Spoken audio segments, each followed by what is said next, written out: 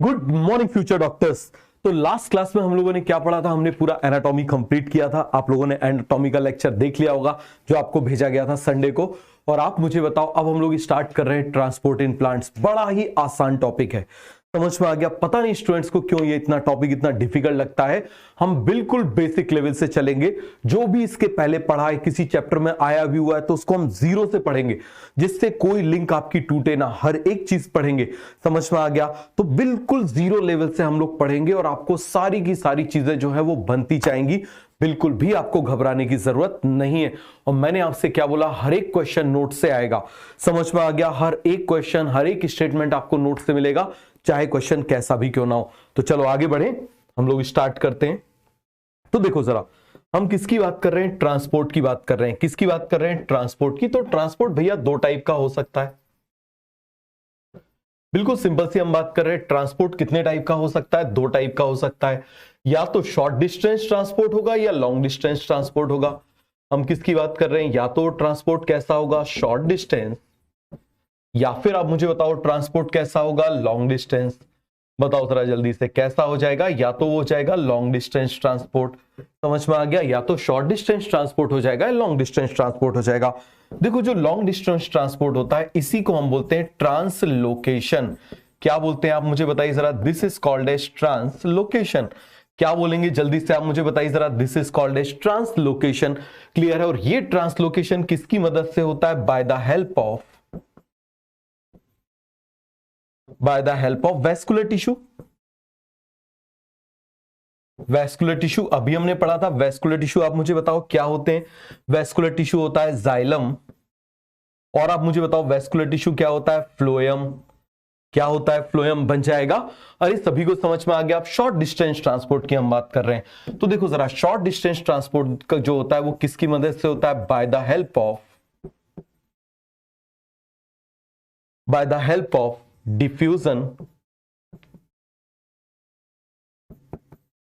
Diffusion. और दूसरा NCERT ने लिखा हुआ है किसकी वजह से? Cytoplasmic streaming. समझ में आ गया? क्या दिया हुआ है? Cytoplasmic streaming. क्या होता है हम एक एक पॉइंट समझेंगे। Cytoplasmic streaming. और एनसीईआरटी ने दिया है सप्लीमेंटेड बाय, उसने वर्ड दिया है सप्लीमेंटेड बाय एक्टिव ट्रांसपोर्ट। क्यों? आप मुझे बताओ जरा, what do you mean by cytoplasmic streaming? अभी जस्ट हम पढ़ते हैं, क्लियर है? साइटोप्लाज्मिक स्ट्रीमिंग सप्लीमेंटेड बाय, अरे जैसे सप्लीमेंट्री लेते थे ना, सप्लीमेंटेड बाय। अरे स्कूल में कभी सप्लीमेंट्री लिए कि नहीं लिए? मेन कॉपी एग्जाम में भर जाने के बाद तो मदद मिलती है ना उससे, वो एक्स्ट्रा कॉपी हो गई। तो यहां पर साइटोप्लाज्मिक स्ट्रीमिंग को कौन मदद करता है? Supplemented by active transport. क्या होता है मुझे बताइए जरा? Active transport. तो आज के लेक्चर में हम ये बिल्कुल सिंपल सी चीजें पढ़ेंगे और बिल्कुल जीरो लेवल से जाएंगे। जो हमने सेल में भी पढ़ा है, जो हमने प्लाज्मा मेम्ब्रेन में भी पढ़ा है, हम बिल्कुल बेसिक लेवल से चलेंगे, जीरो लेवल से चलेंगे और हर एक कॉन्सेप्ट को कवर करते हुए चलेंगे। और आप खुद देख लेना। और मैंने आपसे क्या बोला? Advance concepts are the combination of simple concept. Advance concept हमेशा सिंपल कॉन्सेप्ट के कॉम्बिनेशन होते हैं। तो इनको आप यदि समझ लोगे तो कितना भी डिफिकल्ट क्वेश्चन आपसे आएगा वो बन जाएगा। सभी को समझ में आ गया? तो आगे बढ़ जाए। तो ये पूरा का पूरा कॉन्सेप्ट क्लियर हुआ? किसी को कोई डाउट, कोई कंफ्यूजन? फटाफट बता दो। तो हम देख लें यहां पर साइटोप्लाज्मिक स्ट्रीमिंग क्या होता है। सबसे पहले हम उसको देख लेते हैं, what is cytoplasmic streaming.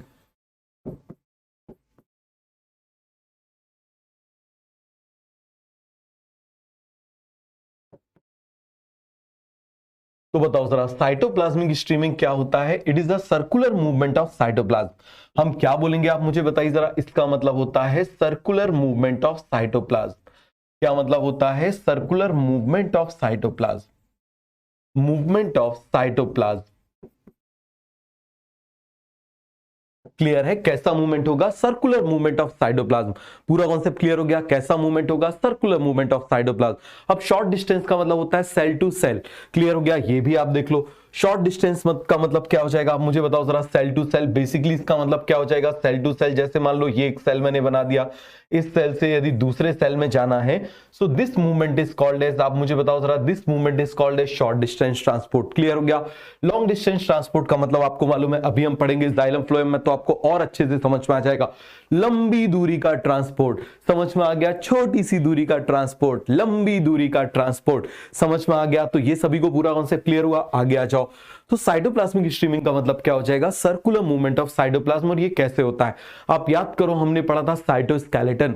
Cytoskeleton में एक आया था, आप जरा याद करो, माइक्रोफिलामेंट। और माइक्रोफिलामेंट में याद करो एक्टिन मायोसिन आए थे।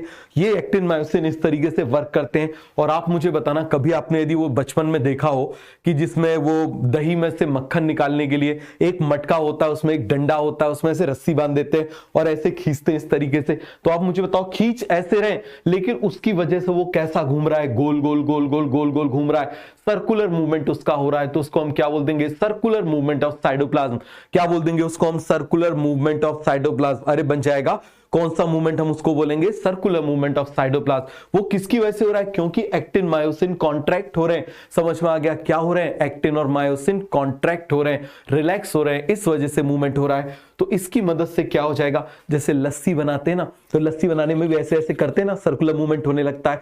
यूनिफॉर्म डिस्ट्रीब्यूशन ऑफ मटेरियल हो जाएगा।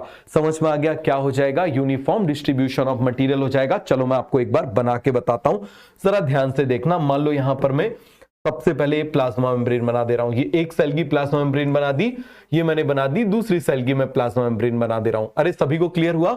चलो जरा, अब मैं यहां पर क्या बना दे रहा हूं, सेल वॉल। ये मैंने क्या बना दी, दिस इज सेल वॉल। यहां पर इसमें भी मैं क्या बना दे रहा हूं, this is also cell wall. और आपको मालूम है इनके बीच में क्या प्रेजेंट होता है, मिडिल लैमिला। अरे सभी को मालूम है ना, इनके बीच में क्या प्रेजेंट होता है, मुझे बताओ जरा। दिस इज मिडिल लैमिला, याद है इसको हमने क्या बोला था, दिस इज मिडिल लैमिला। जो सीमेंटिंग लेयर होती है, इनको चिपकाने के जो काम आती है, मुझे बताओ जरा, इसको हम क्या बोल देंगे, this is called as middle lamella. This is called as middle lamella. ये मैंने क्या बोल दिया, दिस इज मिडिल लैमिला।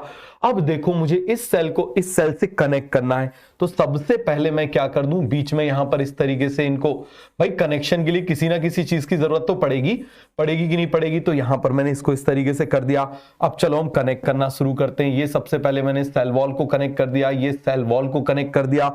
इसके बाद मैं किसको कनेक्ट कर दूं, इसके बाद मैं कनेक्ट कर देता हूं किसको, बताओ जरा जल्दी से, किसको कनेक्ट कर दे रहा हूं, यहां पर मैं कनेक्ट कर दे रहा हूं प्लाज्मा मेम्ब्रेन को कनेक्ट कर दे रहा हूं। किसको कनेक्ट कर दे रहा हूं, प्लाज्मा मेम्ब्रेन को कनेक्ट कर दे रहा हूं। सभी को समझ में आया, ये मैंने कनेक्ट कर दिया। This is called as plasmodesmata. क्या बोल दूंगा, प्लाज्मोडेस्मेटा।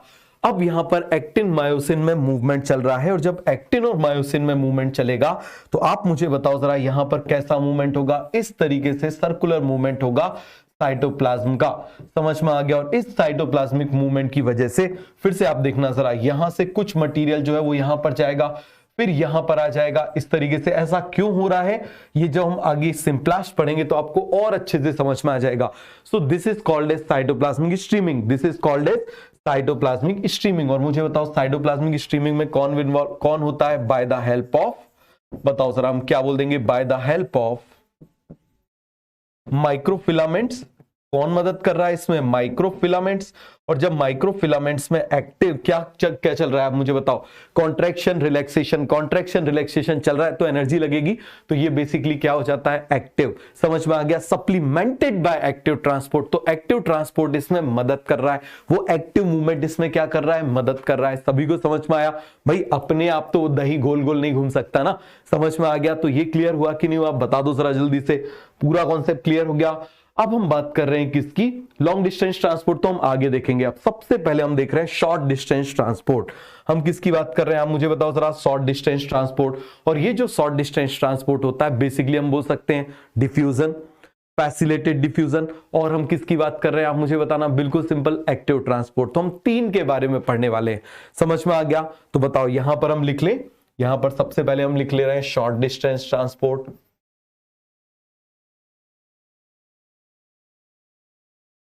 किसकी बात कर रहे हैं, जल्दी से आप मुझे बताइए, शॉर्ट डिस्टेंस ट्रांसपोर्ट।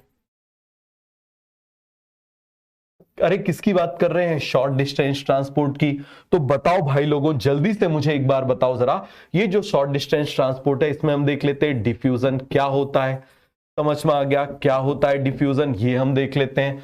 फिर आप मुझे बताओ फैसिलिटेटेड डिफ्यूजन क्या होता है, वो भी हम देख लेते हैं। फैसिलिटेटेड डिफ्यूजन क्लियर है, वो भी हम देख लेते हैं। फैसिलिटेटेड डिफ्यूजन के बाद में आप मुझे बताओ जरा क्या होता है एक्टिव ट्रांसपोर्ट, वो भी हम देख लेते हैं। तो ये बहुत छोटे छोटे से कॉन्सेप्ट हैं जिनको हम पढ़ने वाले हैं। समझ में आ गया, बहुत ही सिंपल, बहुत ही आसान कॉन्सेप्ट क्लियर हो गया। Diffusion, facilitated diffusion and active transport. इसको समझने से पहले आपको समझना पड़ेगा मेम्ब्रेन, क्योंकि जब तक हम मेम्ब्रेन नहीं समझेंगे, जब तक हमको चैनल समझ में नहीं आएंगे, जब तक हमको कैरियर समझ में नहीं आएंगे, तो तब तक हमको ये बाकी सारी चीजें कैसे समझ में आएंगी। क्लियर हो गया, सभी को समझ में आया कि नहीं आया? तो सबसे पहले हम प्लाज्मा मेम्ब्रेन के बारे में एक बार पढ़ लें, जो हमने सेल चैप्टर में पढ़ा है उसको वापस पढ़ लेते हैं। क्लियर है, मैंने आपसे बोला ना बिल्कुल जीरो से पढ़ेंगे, बिल्कुल जीरो से, कोई दिक्कत की बात नहीं है। थोड़ा टाइम लगेगा, लग जाने दो, बट जीरो से पढ़ेंगे तभी हीरो बनेंगे। तो यहां पर आप मुझे बताओ हम किसके बारे में पढ़ रहे हैं? Plasma membrane.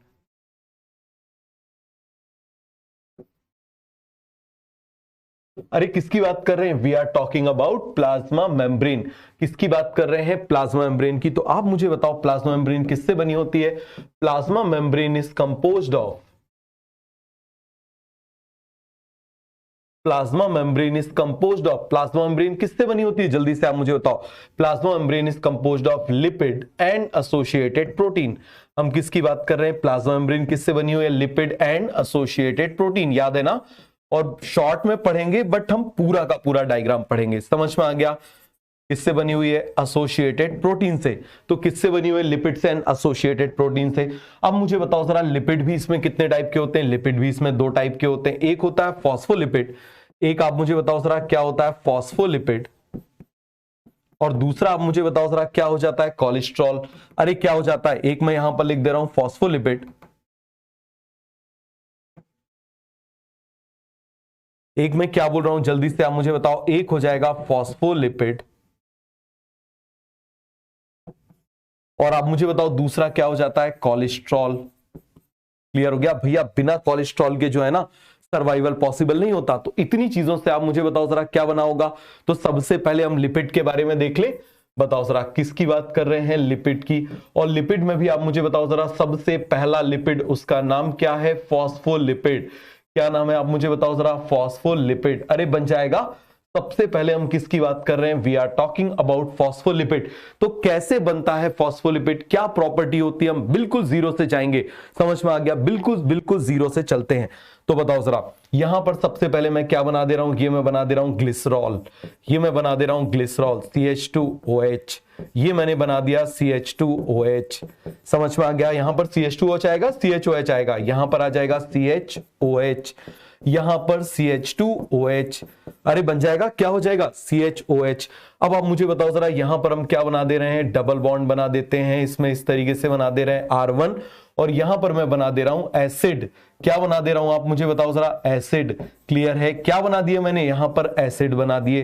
क्या बना दिए? जल्दी से आप मुझे बताओ। ये मैंने एसिड बना दिया। क्लियर है? ऑर्गेनिक एसिड यहां पर मैंने बना दिए। This is glycerol. समझ में आ गया? ये क्या है? आप मुझे बताओ जरा। एसिड। ये क्या है? आप मुझे बताओ जरा। एसिड। अब क्या हो जाएगा? इस बात को आप बहुत अच्छे से समझना। यहां से निकल जाएगा H, यहां से निकल जाएगा OH, यहां से निकल जाएगा H, यहां से निकल जाएगा OH। क्लियर हो गया? तो ये बन जाता है ट्राइग्लिसराइड। ये क्या बन जाता है? ट्राइग्लिसराइड। अरे याद है ना, यदि ये तीनों के तीनों इससे जुड़ गए तो क्या बन जाएगा? ट्राइग्लिसराइड। सभी को समझ में आ गया? लेकिन हमको बनाना है फॉस्फोलिपिड। हमको क्या बनाना है? फॉस्फोलिपिड। तो ये वाला जो है इसको हम रिप्लेस किससे कर दें? इसको हम रिप्लेस कर देते हैं यहां पर फॉस्फोरिक एसिड से। किससे रिप्लेस कर देते हैं? फॉस्फोरिक एसिड से। ये मैंने इसको फॉस्फोरिक एसिड से रिप्लेस कर दिया। अरे याद है ना, थोड़ा बहुत सेल में हमने पढ़ा था, याद है? अब चलो, जब हमने इसको रिप्लेस कर दिया तो यहां से निकल जाएगा। ये देखो जरा, पहले हाइड्रोजन यहां अल्कोहल से आ रहा था, OH एसिड से आ रहा था, अब H से आ जाएगा किससे? आप मुझे बताओ। एसिड से। और OH कहां से आ जाएगा? अल्कोहल से। ऐसा क्यों होता है? केमिस्ट्री वाले बहुत अच्छे से आपको बता सकते हैं, बट मैं आपको बता सकता हूं, जो स्ट्रॉन्ग बिहेव करता है जनरली वही क्या होता है? आप मुझे बताओ। H डोनेट करता है। कुछ आपने प्रोटिक सॉल्वेंट पढ़ा होगा वो सब केमिस्ट्री में। तो ये पूरा कॉन्सेप्ट क्लियर हो गया? तो यहां पर मैं एक स्ट्रक्चर बना दूं। बताओ जरा जल्दी से। यहां पर मैं एक स्ट्रक्चर बना दे रहा हूं। उस स्ट्रक्चर में जरा ध्यान देना, हम बना रहे हैं CH2, यहां पर बना रहे हैं CH, यहां पर बना रहा हूं CH2। समझ में आ गया? अरे सभी को समझ में आया कि नहीं आया? बोलो जल्दी से। और इस जगह पर मैं क्या जोड़ दूं? यहां पर मैं जोड़ दे रहा हूं O। यहां जोड़ दे रहा हूं P, यहां बना दे रहा हूं डबल बॉन्ड, यहां बना दे रहा हूं OH। और आप मुझे बताओ जरा, अब जब ये सॉल्वेंट में जाएगा तो इसमें केवल ऑक्सीजन बचेगी, इस तरीके से बना दूं, ये बचेगी, और ऑक्सीजन में कौन सा चार्ज आ जाएगा? नेगेटिव चार्ज आ जाएगा। तो इसके ये वाले एंड पर क्या आ गया? चार्ज आ गया। क्या आ गया? चार्ज आ गया। और चार्ज आ गया मतलब ये पोलर हो गया। कैसा हो गया आप मुझे बताओ जरा? पोलर हो गया।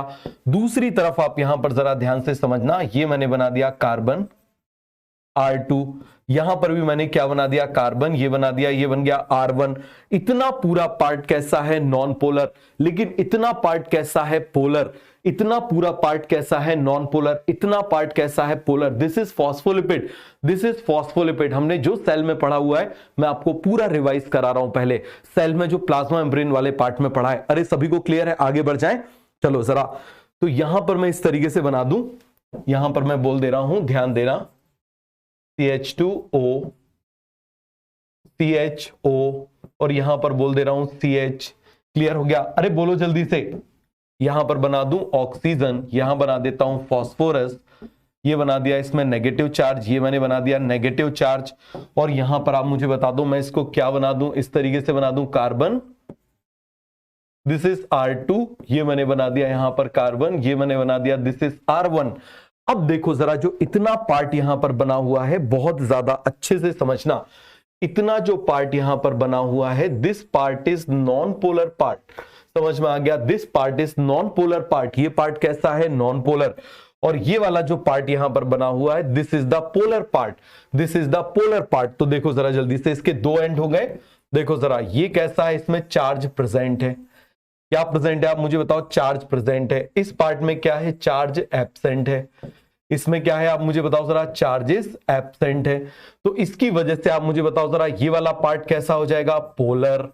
चार्ज है ना, ये वाला पार्ट कैसा हो जाएगा? Non polar. और वाटर क्या होता है? Water is the polar solvent.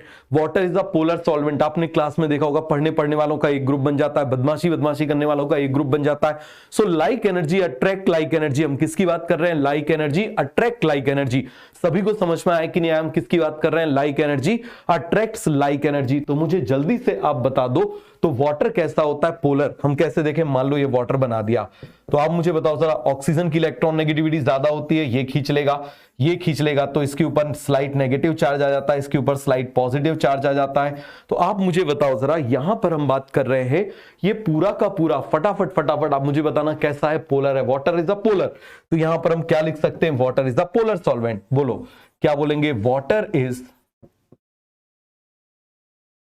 Polar solvent. Water कैसा है आप मुझे बताइए जरा? Water is a polar solvent. Water कैसा हो जाएगा? जल्दी से आप मुझे बताओ। Water is a polar solvent. सभी को पूरा कॉन्सेप्ट क्लियर हो गया? वाटर कैसा है? पोलर सॉल्वेंट है।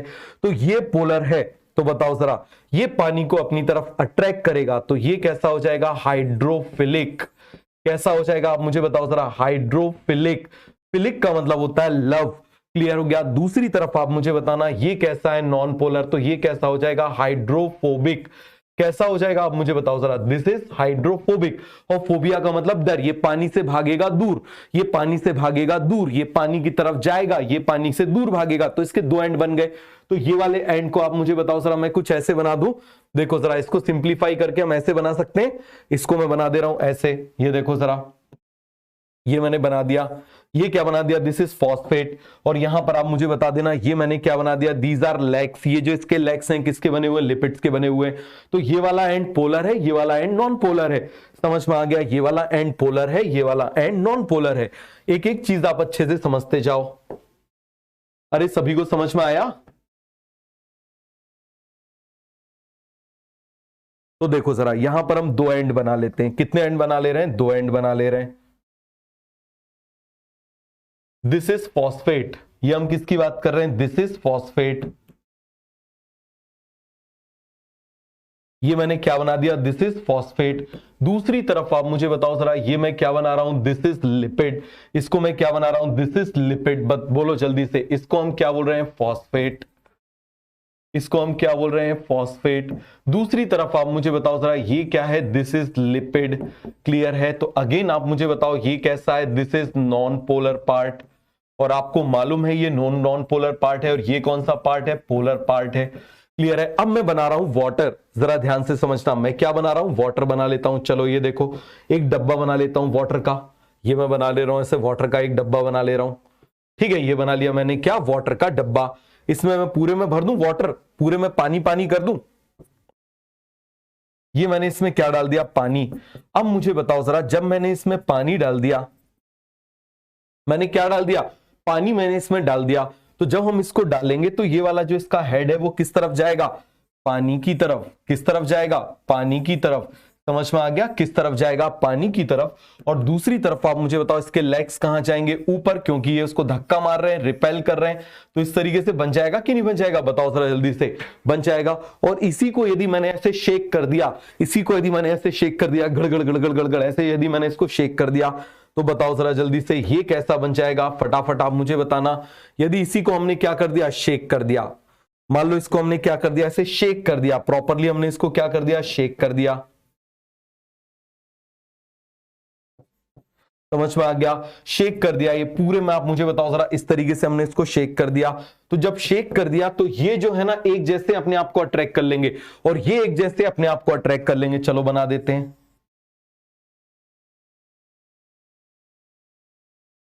ये मैंने बना दिया इस तरीके से, ये देखो,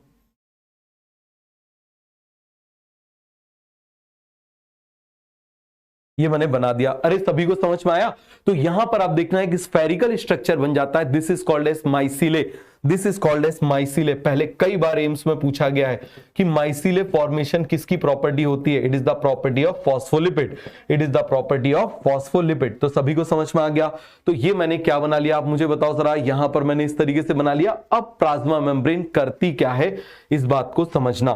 देखो जरा, यहां पर मान लो मैं प्लाज्मा मेम्ब्रेन बना रहा हूं, यहां पर मैं क्या बना रहा हूं, अब समझना जरा। This is plasma membrane. तो इसके अंदर भी क्या है, पानी। ठीक है, इसके अंदर भी क्या है, पानी, और बाहर भी क्या है, पानी। समझ में आ गया, अंदर भी क्या है, पानी, और बाहर भी आप मुझे बताओ जरा क्या है, पानी। अंदर भी क्या है, पानी, बाहर भी क्या है, आप मुझे बताओ जरा, पानी। अरे सभी को समझ में आ गया, अंदर भी क्या प्रेजेंट है, पानी। क्लियर है, बाहर भी आप मुझे बताओ जरा क्या प्रेजेंट है, पानी। तो इसका मतलब ये जो प्लाज्मा मेम्ब्रेन है, दिस इज सेपरेटिंग बाहर का पानी विथ अंदर का पानी, वरना हो जाएगा पानी पानी। यदि ये नहीं रहेगी तो क्या हो जाएगा, पानी पानी। इसको समझना बहुत जरूरी है, जिससे आपको धीरे धीरे चैनल्स, कैरियर सब आपको समझ में आ जाएंगे। क्लियर हो गया, बहुत ही ज्यादा आसान है। क्लियर है, तो आप मुझे बताओ, यहां पर मैं लिख दूं ये क्या है, दिस इज प्लाज्मा मेम्ब्रेन। बोलो जल्दी से, ये क्या है, प्लाज्मा मेम्ब्रेन। तो प्लाज्मा मेम्ब्रेन क्या कर रही है, plasma membrane is separating, plasma membrane क्या कर रही है, जल्दी से आप मुझे बताओ जरा। प्लाज्मा मेम्ब्रेन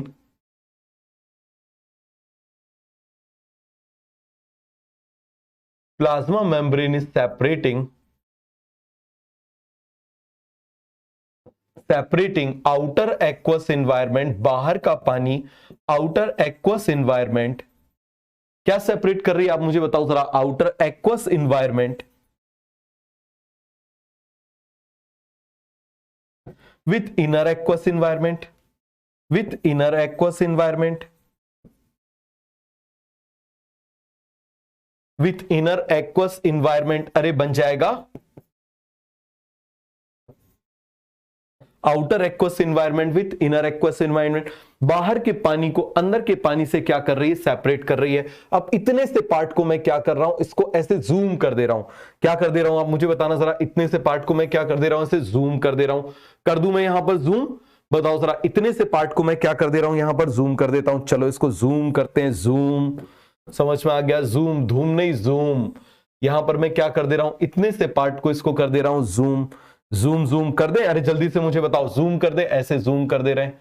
ये जूम कर दिया ऐसे, ये जूम कर दिया इस तरीके से। इतने से पार्ट को हम क्या कर दे रहे हैं, यहां पर जूम कर दे रहे हैं। क्या कर दे रहे हैं, जल्दी से आप मुझे बताओ। इतने से पार्ट को हमने क्या कर दिया, जूम कर दिया। अब जब इसको जूम करेंगे तो मुझे बताओ, फटाफट आप मुझे बताना, यहां भी कौन है, पानी। यहां भी कौन है, पानी। समझ में आ गया, यहां भी आप मुझे बताओ जरा क्या है, पानी। क्लियर हो गया, यहां भी क्या प्रेजेंट है, पानी। क्लियर हो गया। अब देखना, जब मैं इसको डालूंगा, ये जो फॉस्फोलिपिड है इसको मैं यहां पर छोड़ दूंगा। ये मैंने बना दिया फॉस्फेट, ये मैंने बना दिया मान लो लिपिड। जब मैं इसको डालूंगा तो ये वाला जो पार्ट है वो पानी की तरफ चला जाएगा। तो जहां जहां पानी, वहां वहां ये वाला पार्ट चला जाएगा। तो पानी वाले पार्ट पे ये मैं भेज देता हूं। ये भेज दिया मैंने, पानी वाले पार्ट पे ये मैंने भेज दिया। क्लियर हो गया, पानी वाले पार्ट पे मैंने ये भेज दिया। अब आप मुझे बताओ ये लेग्स कहां जा सकते हैं, या तो ये ऊपर जा सकते हैं, नीचे। ऊपर जाएंगे तो पानी इनको मारेगा धक्का, तो ये आ जाएंगे नीचे। अब ये नीचे जाएंगे तो पानी इनको मारेगा धक्का, आ जाएंगे ऊपर। समझ में आ गया? तो इस तरीके से आप मुझे बताओ जरा, यहां पर क्या फॉर्म हो जाएगी फॉस्फोलिपिड की बाइलेयर। क्या फॉर्म हो जाएगी आप मुझे बताओ जरा, फॉस्फोलिपिड की बाइलेयर। तो मैंने क्या बोला कि plasma membrane is composed of bilayer of lipid. हम क्या बोलेंगे? Bilayer of lipid. क्लियर हो गया? सभी को समझ में आया कि नहीं आया? क्योंकि जब तक आपको ये समझ में नहीं आएगा, बिल्कुल बेसिक सा देखो हमने 10-15 मिनट में पढ़ा, क्लियर है? ये समझ में नहीं आएगा आपको, डिफ्यूजन समझ में नहीं आएगा। डिफ्यूजन किस पर डिपेंड करता है वो समझ में नहीं आएगा। डिफ्यूजन धीमा होता है, फास्ट होता है, ये आपको समझ में नहीं आएगा। क्लियर हो गया? तो सभी को बहुत अच्छे से समझ में आ गया, ये पॉइंट क्लियर हो गया। आगे बढ़ जाएं, चलो एक बार फिर से डायग्राम बनाते हैं। ये डायग्राम बना लेते हैं। ये मैंने बना दिया इस तरीके से।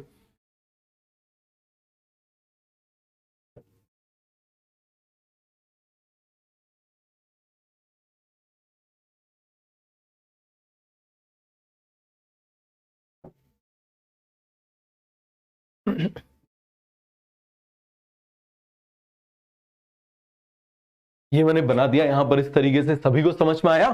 बोलो जल्दी से, सभी को पूरा कॉन्सेप्ट क्लियर हो गया कि नहीं हो गया? सभी को अच्छे से समझ में आ गया? यहां पर चाहे तो हम ऐसी लाइन बना ले, ये ऐसी लाइन बना लेते हैं।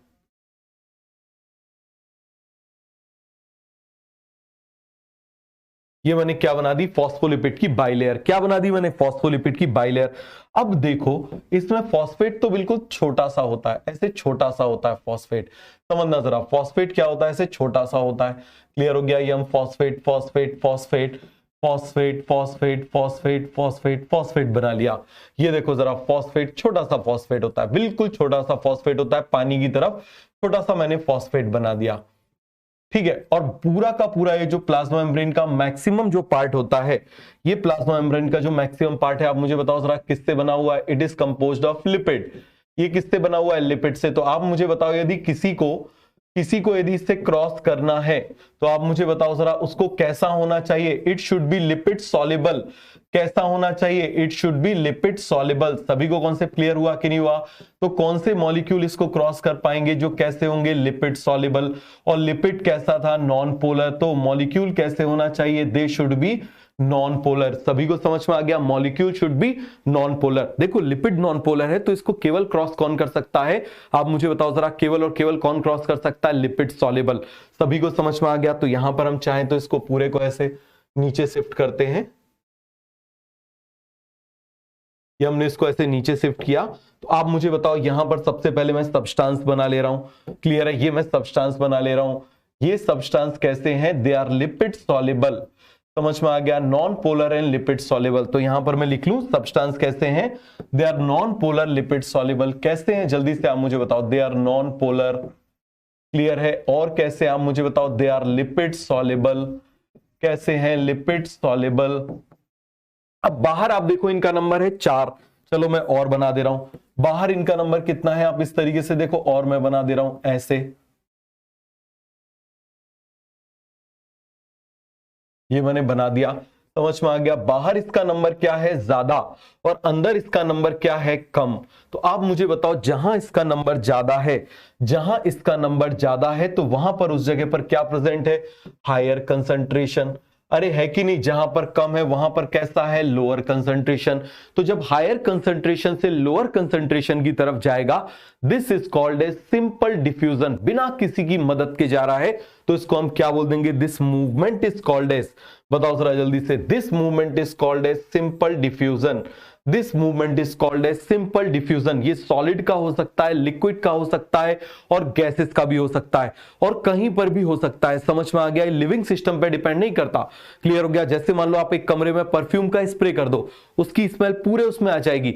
आप यदि क्या कर दो, अगरबत्ती एक जगह जला दो, उसकी स्मेल सब जगह आ जाएगी। आपने ऐसा तो नहीं किया कि अगरबत्ती को ऐसे फूंक मार रहे हो या उसको परफ्यूम को ऐसे कर रहे हो, भाई सबको चला जा, ठीक है? तो आप मुझे बताओ, ऐसा तो नहीं होता। क्या ऐसा होता है? ऐसा बिल्कुल भी नहीं होता। तो इसका मतलब it does not depends on living system. धीमा होता है, हमेशा हाई कंसंट्रेशन से लो कंसंट्रेशन की तरफ हो रहा है। धीमा क्यों होता है? क्योंकि हायर से लो हो रहा है तो इसको एनर्जी की जरूरत नहीं है। It does not require energy. सभी को कॉन्सेप्ट क्लियर हो गया? कोई डाउट है, कोई कंफ्यूजन है? जल्दी से आप मुझे बताओ। अब मुझे बताना ये सभी को पूरा कॉन्सेप्ट क्लियर हो गया कि नहीं हो गया? बोलो जरा जल्दी से। तो यहां पर हम क्या बोलेंगे? इसको हम क्या बोलेंगे? This movement is called as simple diffusion. बोलो जल्दी से। This movement is called as simple diffusion. इसको हम क्या बोलेंगे? Simple diffusion. क्या बोलेंगे? जल्दी से आप मुझे बताइए। This movement is called as simple diffusion. क्या बोलेंगे? फटाफट फटाफट आप मुझे बताइए। This movement is called as simple diffusion. क्या बोलेंगे हम इसको? Simple diffusion. क्लियर हो गया? इसका मतलब क्या हो जाएगा? मूवमेंट ऑफ, बताओ जरा जल्दी से, हम किसकी बात कर रहे हैं? मूवमेंट ऑफ सॉलिड, लिक्विड और gases from their higher concentration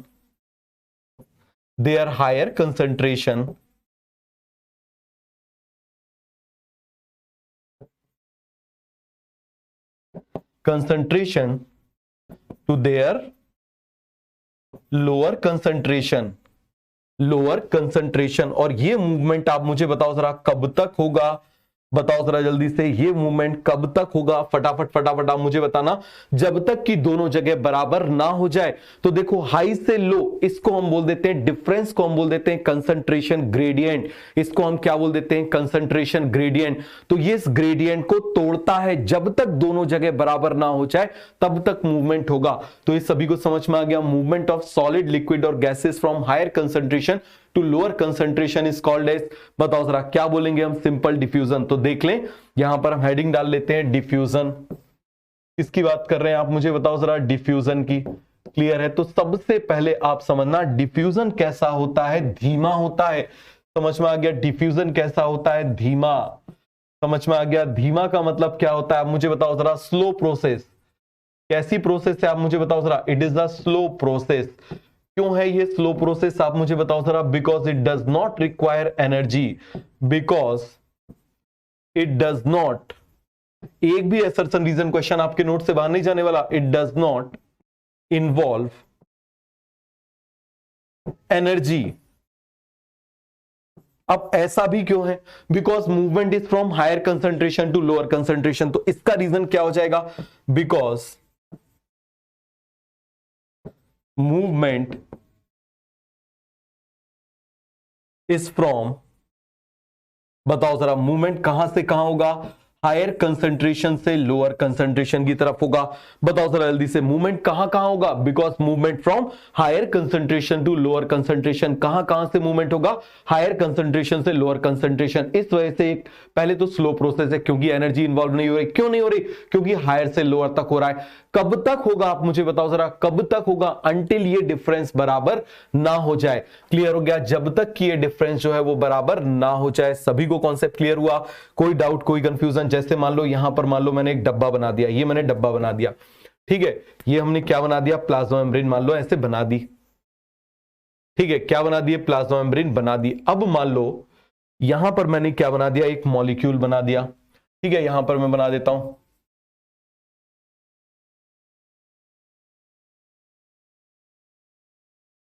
ये मैंने बना दिए यहां पर कितने आप मुझे बताओ जरा? 8 है। यहां पर कितने हैं? 2 है।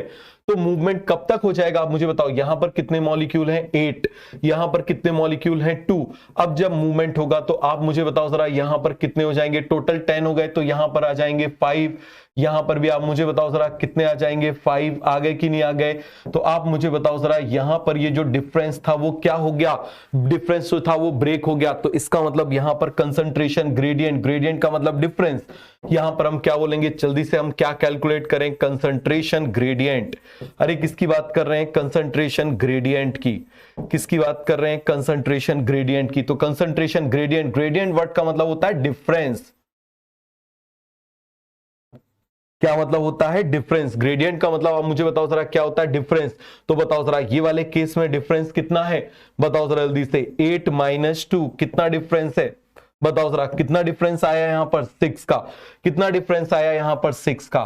क्लियर हो गया। अब आप जरा यहां पर मुझे बता दो, यहां पर आप मुझे बता दो इस जगह पर कंसंट्रेशन ग्रेडियंट कितना आ रहा है, बताओ जरा कैलकुलेट करके। यहां पर कंसंट्रेशन ग्रेडियंट, कंसंट्रेशन ग्रेडियंट कितना आ रहा है,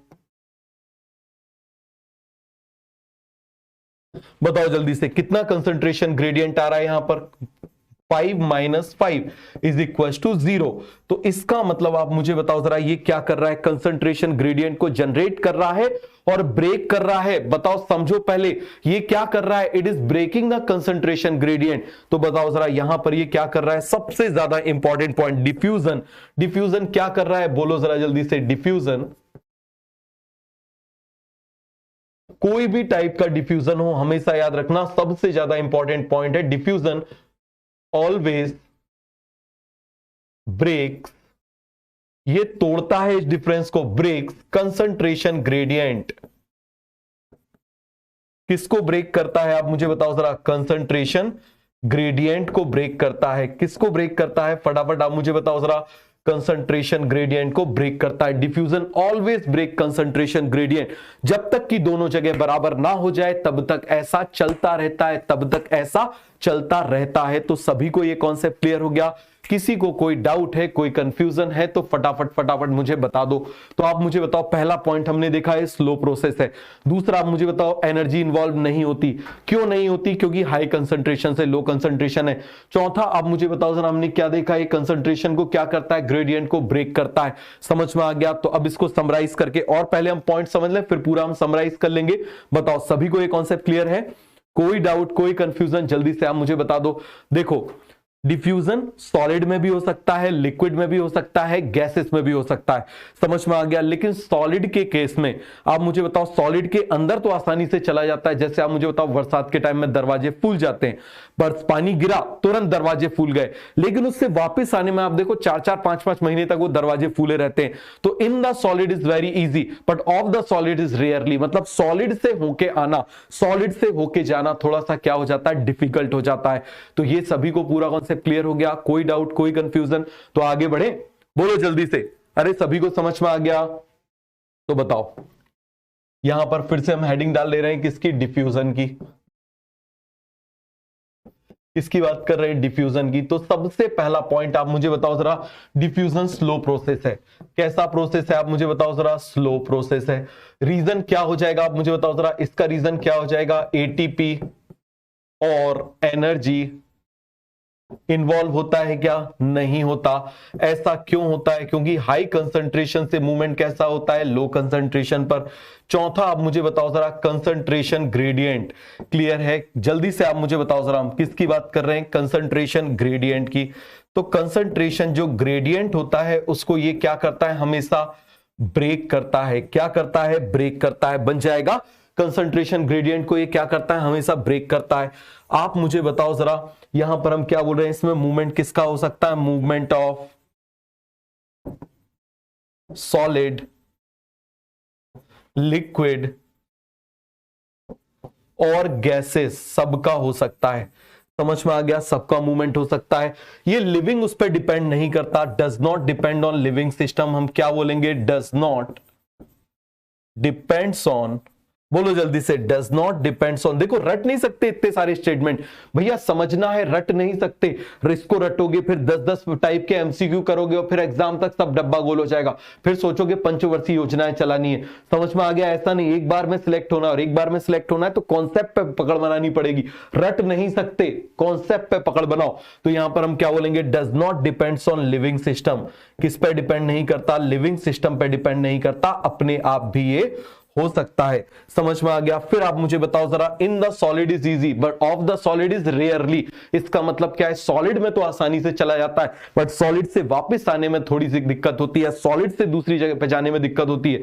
तो यहां पर हम क्या बोलेंगे, in the solid diffusion, in the solid is easy but of the solid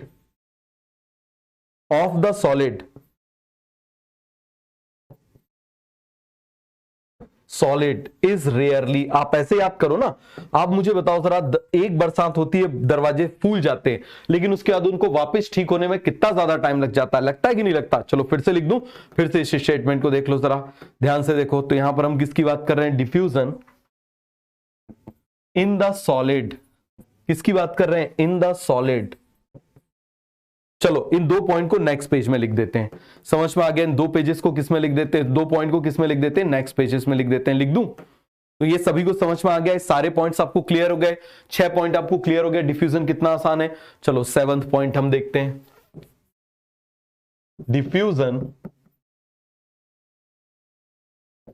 diffusion in the solid is easy, but of the solid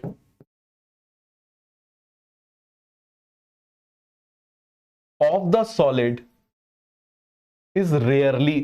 समझ में आ गया कैसा होता है? आप मुझे बताओ जरा, रेयरली होता है। कैसा होता है जल्दी से आप मुझे बताओ जरा। Of the solid is rarely.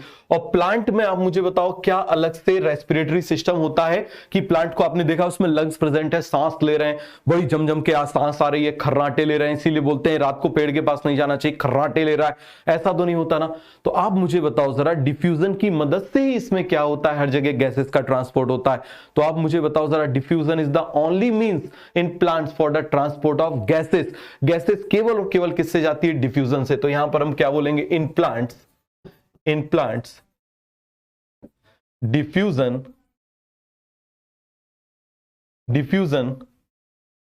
is the only process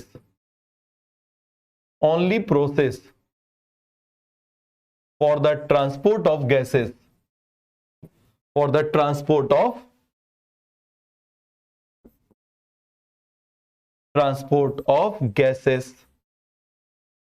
सभी को समझ में आ गया। अब आप मुझे बताओ डिफ्यूजन। सबसे पहले आप मुझे बताना जरा, डिफ्यूजन जो है वो डायरेक्टली प्रोपोर्शनल किसके होगा? बताओ जरा जल्दी से। सबसे पहले लिपिड सॉलिबिलिटी। जितना ज्यादा लिपिड सॉल्युबल होगा उतनी ज्यादा आप मुझे बताओ जरा वो क्या होगा? ट्रांसपोर्ट करेगा। समझ में आ गया? जैसा लिपिड है वैसा मॉलिक्यूल होगा तो उसको उतना ज्यादा वो ट्रांसपोर्ट करने देगा। दूसरा आप मुझे बताओ कंसंट्रेशन ग्रेडियंट। भाई जितना ज्यादा डिफरेंस होगा उतने जल्दी पहुंचेगा, कंसंट्रेशन ग्रेडियंट। समझ में आ गया? किस पे डिपेंड करेगा? Concentration gradient. फिर आप मुझे बताओ जरा, हम किसकी बात कर रहे हैं? Surface area. आप मुझे बताओ, जैसे हम एल्वियोलाई में क्या करते हैं? सरफेस एरिया बढ़ा देते हैं। क्यों? जिससे कि डिफ्यूजन फास्ट हो जाए। तो हम क्या बोलेंगे? Directly proportional to surface area. अरे किसकी बात कर रहे हैं? Surface area of membrane. किसकी बात कर रहे हैं? Surface area of membrane. Lipid solubility, concentration gradient. जितना ज्यादा लिपिड में सॉल्युबल होगा उतनी तेज मूवमेंट होगा। कंसंट्रेशन ग्रेडियंट, जितना ज्यादा डिफरेंस होगा उतना ज्यादा फास्ट होगा। वैसे एक टंकी की, एक पानी की टंकी, उसमें बहुत सारा पानी है और एक बिल्कुल खाली है, कनेक्ट कर दो, बहुत जल्दी भरेगा ना। तो आप मुझे बताओ ये क्या हो रहा है? डिफ्यूजन हो रहा है। क्यों? क्योंकि कंसंट्रेशन ग्रेडियंट ज्यादा है। फिर सरफेस एरिया, जितना ज्यादा सरफेस एरिया होगा उतना ज्यादा क्या होगा? डिफ्यूजन फास्ट होगा। फिर इनवर्सली प्रोपोर्शनल भी देख लेते हैं। Inversely proportional to size.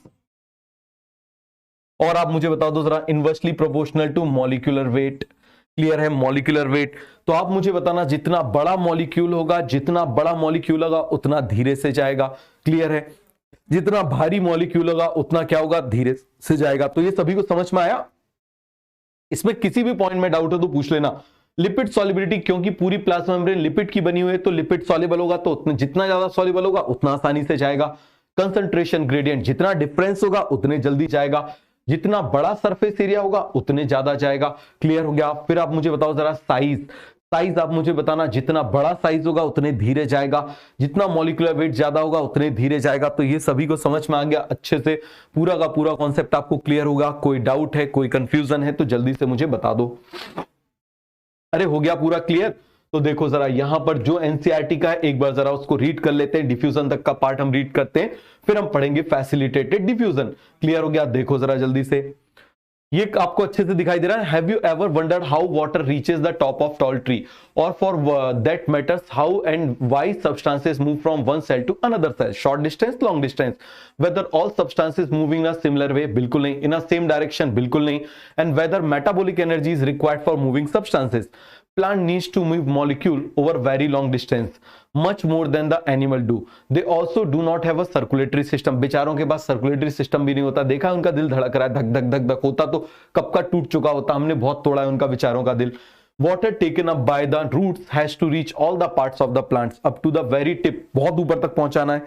The photosynthetes, photosynthetes का मतलब जो अभी बना हुआ है फोटोसिंथेसिस का product, food synthesized by the leaves have also to be moved to all the part including the root tip embedded deep inside the soil। हर जगह पे हमको इसको पहुंचाना है। अब आ जाओ मूवमेंट अक्रॉस शॉर्ट डिस्टेंस से विद इन द सेल। तो देखो शॉर्ट डिस्टेंस का मतलब हमेशा क्या हो जाएगा, बताओ जरा जल्दी से। शॉर्ट डिस्टेंस का मतलब हमेशा हमेशा आप मुझे बताओ जरा क्या हो जाएगा, विद इन द सेल। बोलो जरा, हम क्या बोल रहे हैं, विद इन द सेल और अक्रॉस द मेम्ब्रेन। क्लियर हो गया, सेल टू सेल हम बोल रहे हैं विद इन द सेल, और हम क्या बोल रहे हैं, cell to cell. within the tissue has to take place. To understand some of the transport process that takes place in plants, one should have to recollect one's basic knowledge of structure of cell। मैंने आपको बता दिया anatomy of the plant body हम पढ़ चुके हैं। We also need to revisit our understanding of diffusion beside gaining some knowledge about chemical potential। अभी सब पढ़ेंगे इसके बारे में, आगे आ जाओ। When we talk of the movement of substance, we need to first to define what kind of movement we are talking about and also what substances we are looking at. In a flowering plant, the substance that would need to be transported are water, mineral, nutrient, organic nutrient, plant growth over a small distance। देखो आ गया ना, over small distance. Small distance आप मुझे बताओ movement किससे होता है, move by diffusion.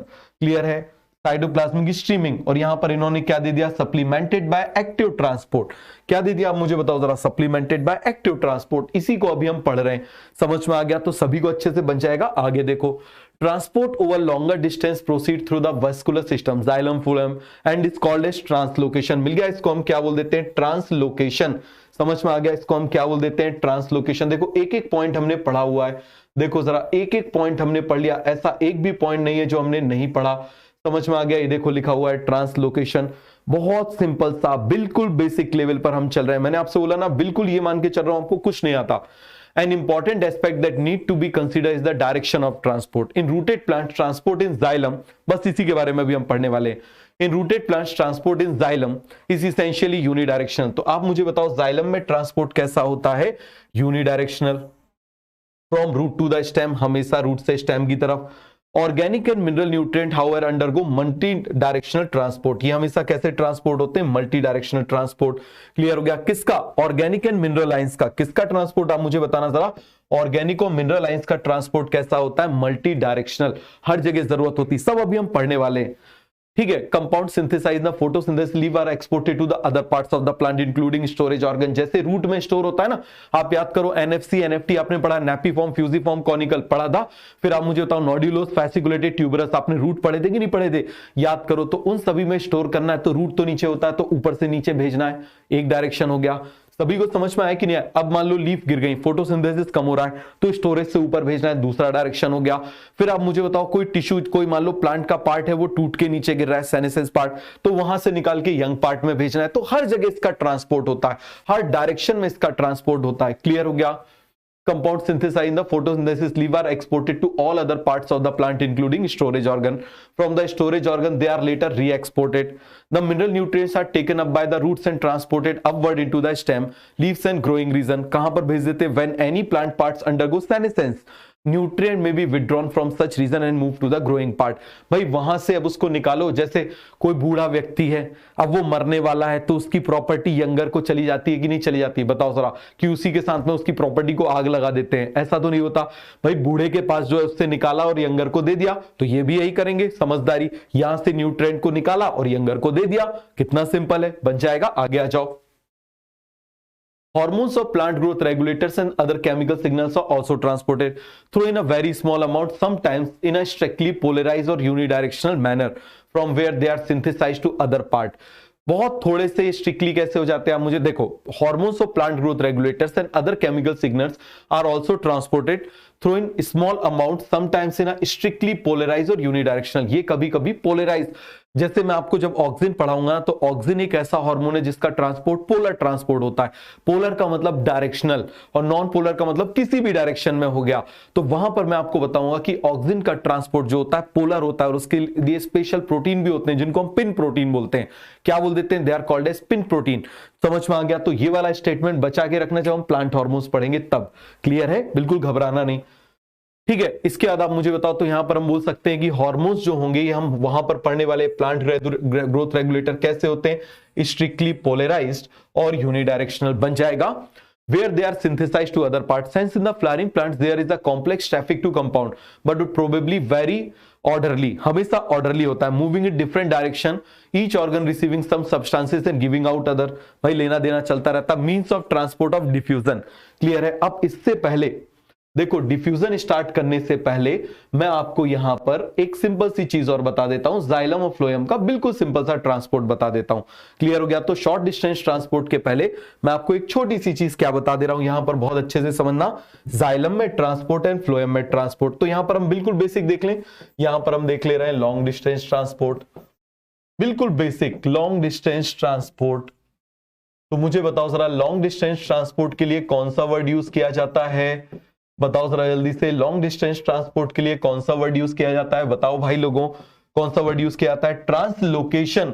इसके लिए हम कौन सा वर्ड यूज करेंगे? देखो, ट्रांस का मतलब चेंज, लोकेशन का मतलब जगह। जैसे आपने सुना होगा आपके फादर का ट्रांसफर हो गया एक जगह से दूसरी जगह पर, तो आप मुझे बताओ इसको हम क्या बोलेंगे? This is called as translocation. चलो अब हम देख लेते हैं जाइलम। हम किसकी बात कर रहे हैं? जाइलम।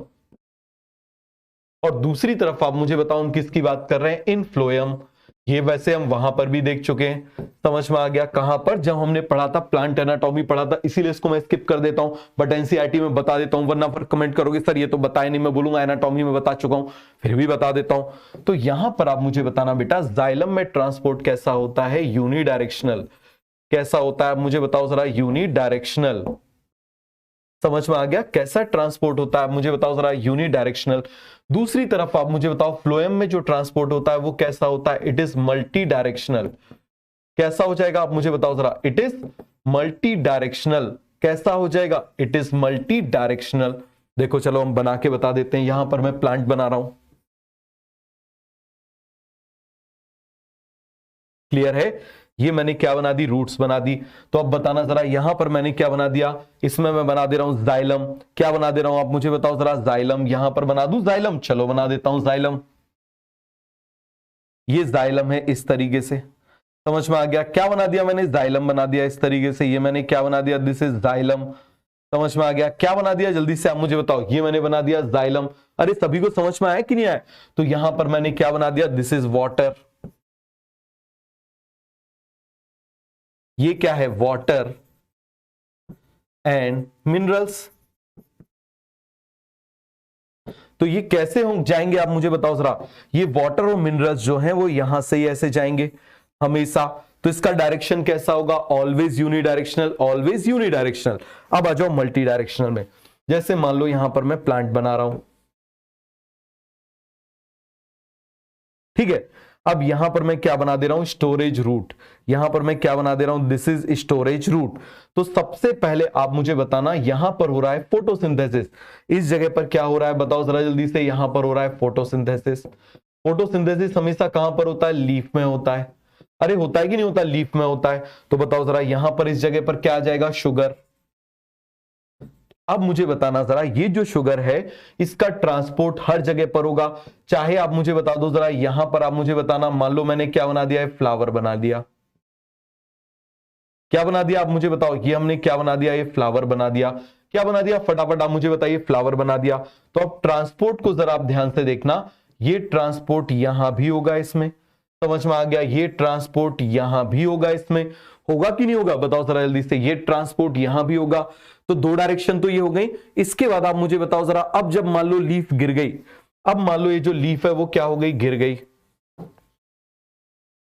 ये मान लो लीफ जो थी वो गिर गई। अब इस जगह पर क्या प्रेजेंट है? स्टोरेज। ये और ये स्टोरेज रूट प्रेजेंट है इस तरीके से। इस स्टोरेज रूट प्रेजेंट है, तो आप मुझे बताओ जरा इस स्टोरेज रूट से क्या होगा, बाकी सब जगह फूड का ट्रांसपोर्ट होगा। तो देखो ट्रांसपोर्ट कैसा हो रहा है, मल्टी डायरेक्शनल। कैसा ट्रांसपोर्ट हो रहा है, मल्टी डायरेक्शनल। सभी को समझ में आ गया। कोई ओल्डर पार्ट है वो गिर गया, तो वहां से न्यूट्रिएंट को कहां भेज दो, यंगर पार्ट में भेज दो। तो फ्लोएम में ट्रांसपोर्ट फूड का होता है। किसका ट्रांसपोर्ट होता है, फूड का।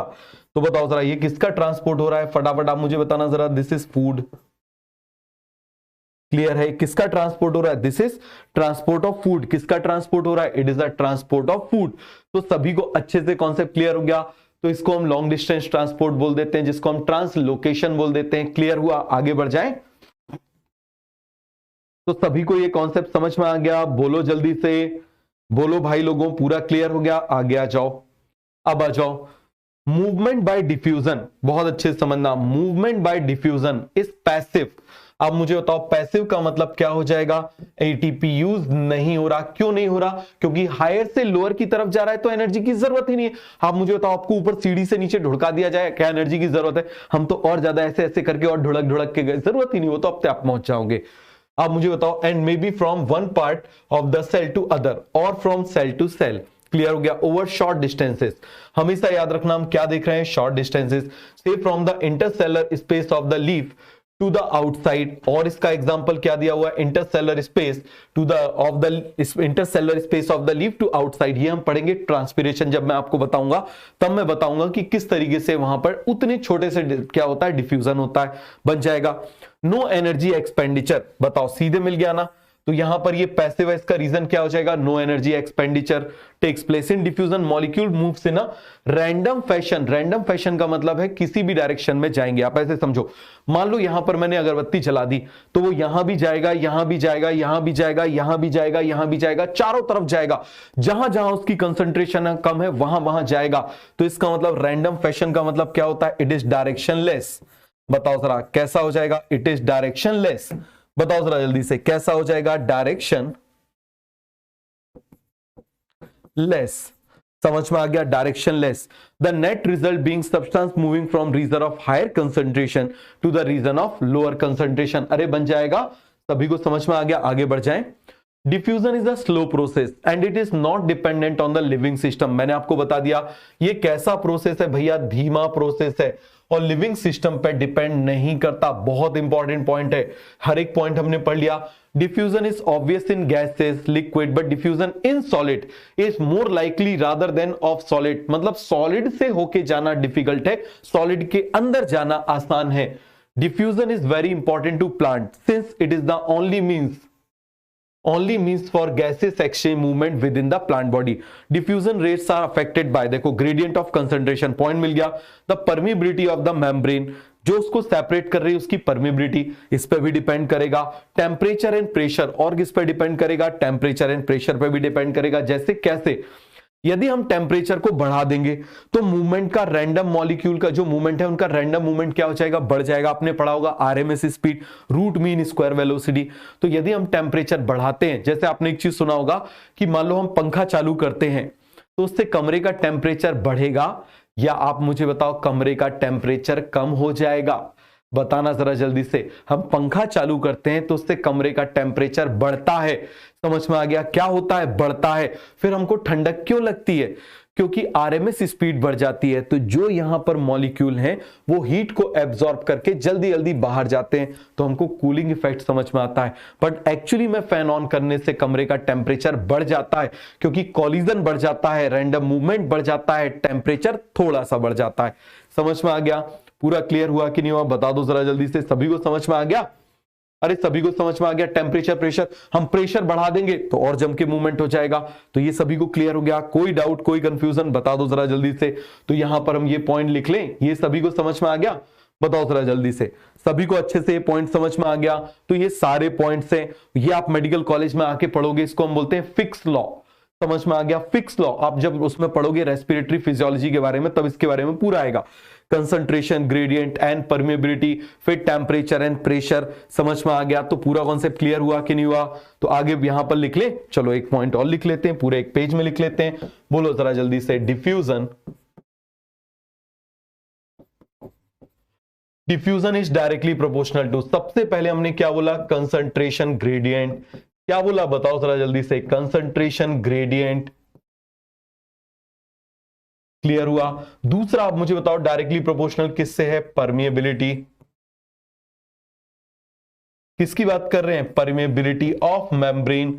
जो मेम्ब्रेन उनको सेपरेट कर रही है उस पर डिपेंड करेगा, परमेबिलिटी ऑफ मेम्ब्रेन। तीसरा आप मुझे बता दो डायरेक्टली प्रोपोर्शनल किसके होगा, टेम्परेचर के। क्यों, उससे उसकी रैंडम वेलोसिटी बढ़ जाएगी तो जल्दी जल्दी जाएगा। चौथा आप मुझे बताओ हम किसकी बात कर रहे हैं, प्रेशर की। यदि दूसरी तरफ प्रेशर बढ़ा दें, जिस तरफ से मूवमेंट आ रहा है, मतलब यहां से आ रहा है यहां जा रहा है, तो हम यहां से प्रेशर बढ़ा दें तो मूवमेंट बढ़ जाएगा ना। बाकी आप पॉइंट जानते हो, बताओ जरा क्या हो जाएगा, बताओ जरा। Lipid solubility. फिर हम किसकी बात कर रहे हैं, लिपिड सॉलिबिलिटी की। बाकी पॉइंट तो हम पढ़ चुके हैं ना, लिपिड सॉलिबिलिटी बन जाएगा। फिर आप मुझे बताओ ये क्यों बताएं, ये पॉइंट एनसीईआरटी में दिए नहीं हुए, बट इसके बिना फैसिलिटेटेड डिफ्यूजन समझ में नहीं आ सकता, क्योंकि जब तक ये नहीं पता होगा फैसिलिटेटेड डिफ्यूजन हमको कैसे पता चलेगा। क्लियर हो गया, लिपिड सॉलिबिलिटी समझ में आ गया। फिर आप मुझे बताओ हम किसकी बात कर रहे हैं, सरफेस एरिया। किसकी बात कर रहे हैं, सरफेस एरिया। जितना ज्यादा सरफेस एरिया होगा मेम्ब्रेन का, उतने जल्दी डिफ्यूजन होगा। फिर आप मुझे बताओ inversely proportional to size, inversely proportional to molecular weight. Clear हो गया। तो इतनी सारी चीजों पे डिपेंड। क्या रट सकते हो, बोलो भाई लोगों, क्या रट सकते हो, एक एक पॉइंट बता दो आपको। यदि ये समझ में आएगा तो ही आप आगे बढ़ सकते हो, आप इसको रट नहीं सकते। कंसंट्रेशन ग्रेडियंट ज्यादा से कम की तरफ अपने आप, जितना ज्यादा डिफरेंस होगा उतनी तेज मूवमेंट होगा।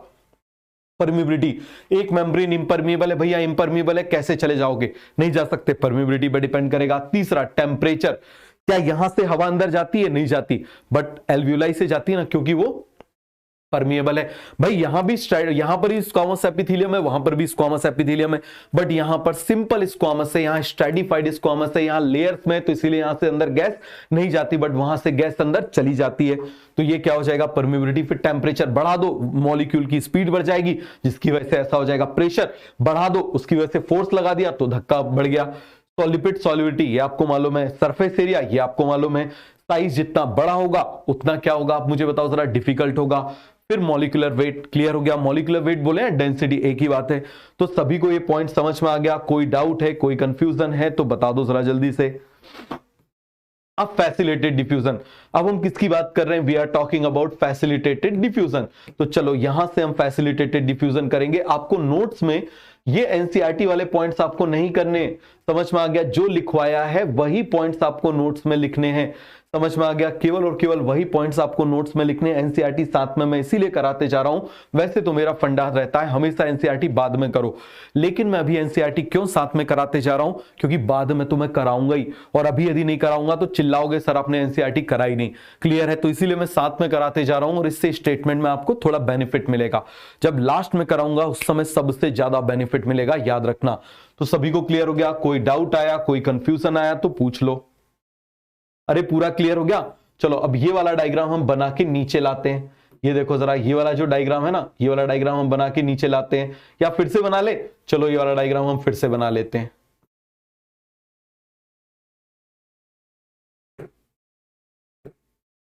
ठीक है, एक मिनट पानी पी लूं, आप भी पानी पी लो, फिर हम लोग आगे बढ़ते हैं। थोड़ा फ्यूल डाल लिया जाए पानी का।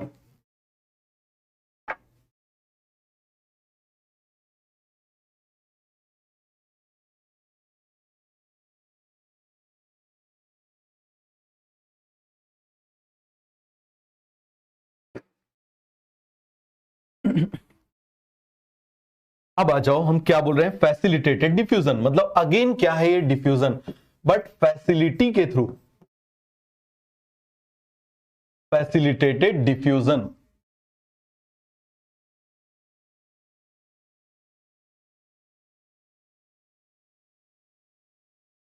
हम किसकी बात कर रहे हैं, फैसिलिटेटेड डिफ्यूजन की बात कर रहे हैं। किसकी बात कर रहे हैं, जल्दी से आप मुझे बताओ, फैसिलिटेटेड डिफ्यूजन की बात कर रहे हैं। सभी को ये पूरा का पूरा अभी तक समझ में आ गया जो हमने पढ़ा। चलो हम देखते हैं, बनाते हैं इसको।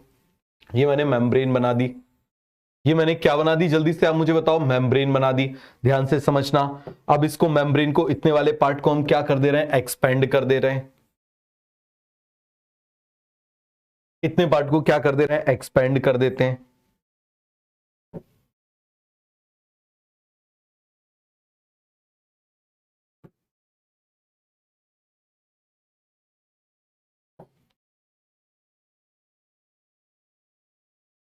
इतने पार्ट को हमने क्या कर दिया, ऐसे जूम कर दिया। क्या कर दिया, जल्दी से आप मुझे बताओ, जूम कर दिया।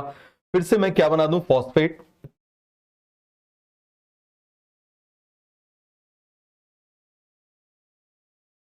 क्या बना दूं, आप मुझे बताओ जरा, फॉस्फेट बना दूं।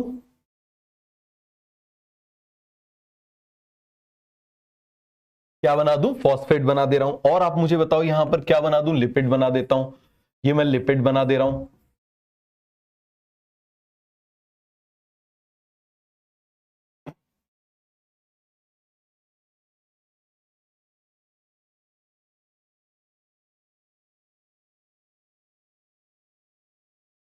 ठीक है, ये मैंने क्या बना दिया यहां पर, जल्दी से आप मुझे बताओ, लिपिड की बाइलेयर बना दी।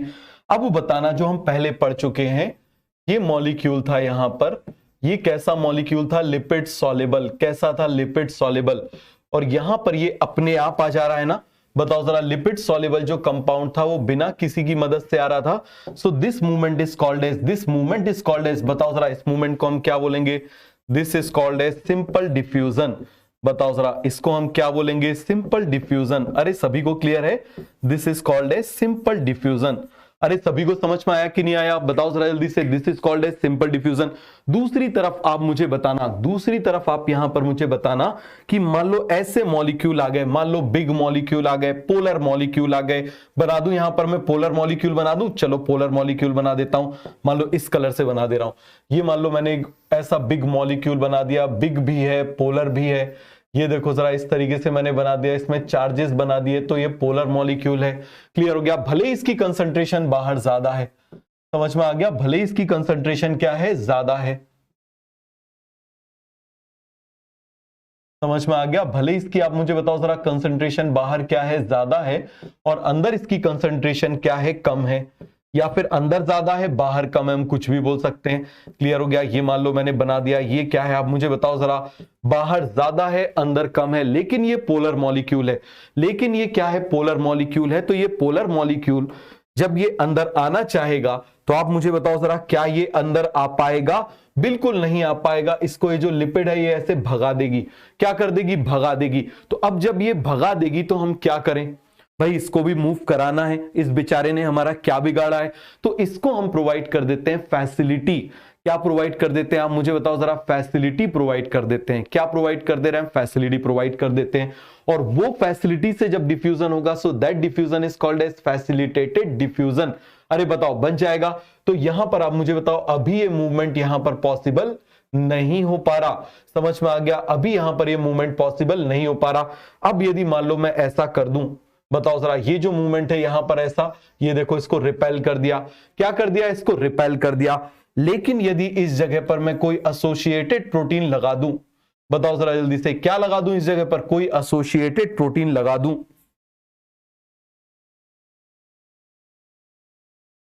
क्या लगा दूं, जल्दी से आप मुझे बताना। यदि यहां पर मैं कोई एसोसिएटेड प्रोटीन लगा दूं इस तरीके से, ये मैं लगा दे रहा हूं, this is associated protein.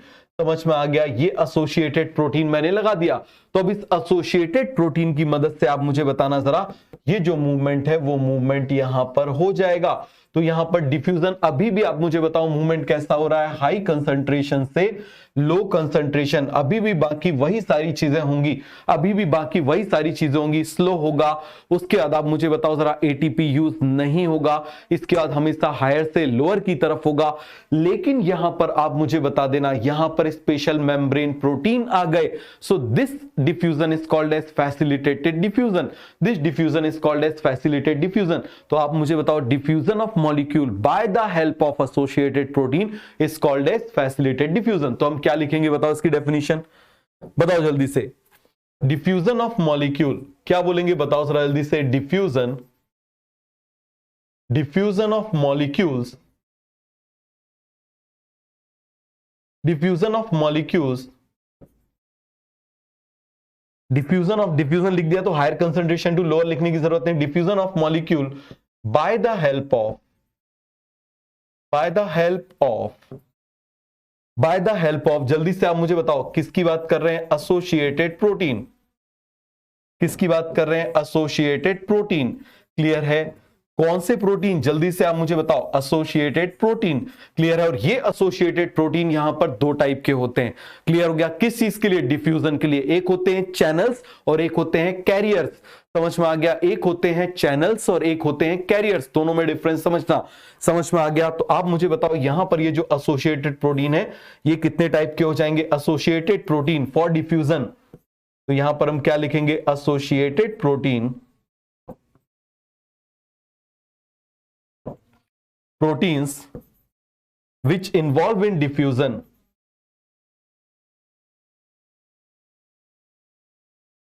which involve in diffusion कितने टाइप के हैं? इज ऑफ टू टाइप,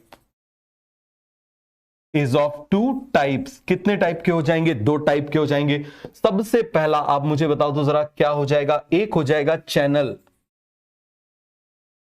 क्या हो जाएंगे? चैनल। और दूसरा आप मुझे बताओ जरा क्या हो जाएगा? Carrier protein. क्या हो जाएगा? एक हो जाएगा चैनल और दूसरा क्या हो जाएगा? Carrier protein. दोनों में डिफरेंस समझना, एक हो जाएगा चैनल और एक हो जाएगा कैरियर प्रोटीन। तो हम चैनल और कैरियर प्रोटीन को समझें। आपको फैसिलिटेड डिफ्यूजन समझ में आ गया। अब मुझे बताओ फैसिलिटेड डिफ्यूजन भी कैसा होगा? स्लो। समझ में आ गया। कैसा हो जाएगा? स्लो। बात समझ में आ गया। बट सिंपल डिफ्यूजन के कंपेयर में थोड़ा सा क्या हो जाता है? फास्ट। सिंपल डिफ्यूजन के कंपेयर में कैसा हो जाता है? फास्ट। क्लियर है।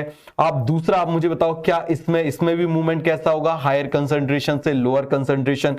फिर आप मुझे बताओ जरा क्या इसमें एटीपी इन्वॉल्व होंगे? एटीपी इन्वॉल्व नहीं होंगे। इसमें कैरियर और चैनल इन्वॉल्व होंगे। समझ में आ गया। इसमें एसोसिएटेड प्रोटीन इन्वॉल्व होंगे।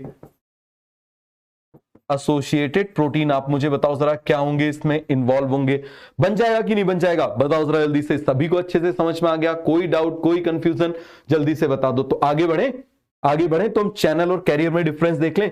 चलो हम डिफरेंस देख लेते हैं, चैनल में और कैरियर में डिफरेंस देखते हैं। क्लियर है। तो पहले मैं डायग्राम बनाता हूं और आप खुद बताओगे कि चैनल और कैरियर में क्या डिफरेंस होता है। बहुत सिंपल है। ये मैंने बना दी प्लाज्मा मेम्ब्रेन। क्या बना दिया आप मुझे बताओ जरा? This is plasma membrane. अरे समझ में आ गया। इसको हमने क्या बोल दिया? Plasma membrane. यहां पर मैं इसको ऐसे बना ले रहा हूं।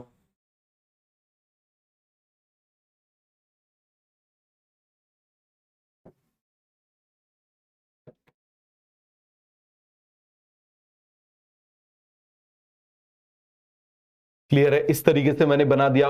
बहुत ज्यादा आप अच्छे से समझना, चाहे अंदर से बाहर बोलें चाहे बाहर से अंदर बोलें, एक ही बात है। बस कंसंट्रेशन हमेशा क्या होगी आप मुझे बताओ जरा? ज्यादा से कम हो जाएगी। मैंने लिपिड की मेम्ब्रेन बना दी। तो अब दोनों में डिफरेंस देखना। मैं एक तरफ कैरियर बना रहा हूं, एक तरफ चैनल बना रहा हूं। तो पहले चैनल बना लूं। अरे बोलो जरा जल्दी से। पहले चैनल बना लूं। तो ये मैं बना रहा हूं चैनल्स। और आप मुझे बताना ये मैंने क्या बना दिया? This is channel. बोलो जल्दी से क्या बना दिया मैंने? चैनल। और इस चैनल के अंदर क्या प्रेजेंट होते हैं? पोर्स प्रेजेंट होते हैं, होल प्रेजेंट होता है, टनल प्रेजेंट होती है। समझ में आ गया? क्या प्रेजेंट होती है इसमें? टनल प्रेजेंट होती है। अरे सभी को समझ में आ गया? क्या प्रेजेंट होती है इसमें? टनल प्रेजेंट होती है। ये मैंने बना दिया। सभी को कॉन्सेप्ट क्लियर हुआ कि नहीं हुआ? इसमें क्या प्रेजेंट है? पोर प्रेजेंट है। तो इसको हम क्या बोल देंगे? This is called as channel. This is called as channel. दूसरी तरफ आप मुझे बताना, मैंने आपको इस तरीके से एक बना के बताया था। आप जरा याद करो, एनिमेटेड जैसा। ये मैंने आपको ऐसा बना के बताया था।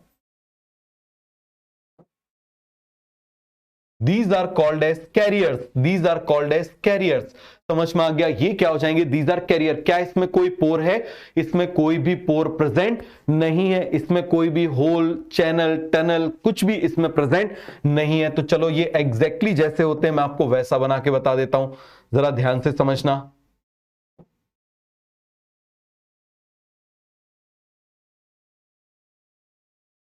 अरे सभी को समझ में आया कि नहीं आया? देखो फिर से बना के बता रहा हूं।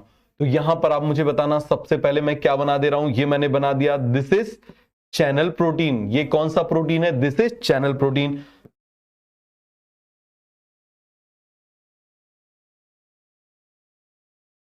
क्लियर है? कौन सा प्रोटीन है आप मुझे बताओ जरा? Channel protein. दूसरी तरफ आप मुझे बताना, मैं इस तरीके से यहां पर इसको बना दे रहा हूं। ये मैं बना दे रहा हूं दिस इज कैरियर प्रोटीन।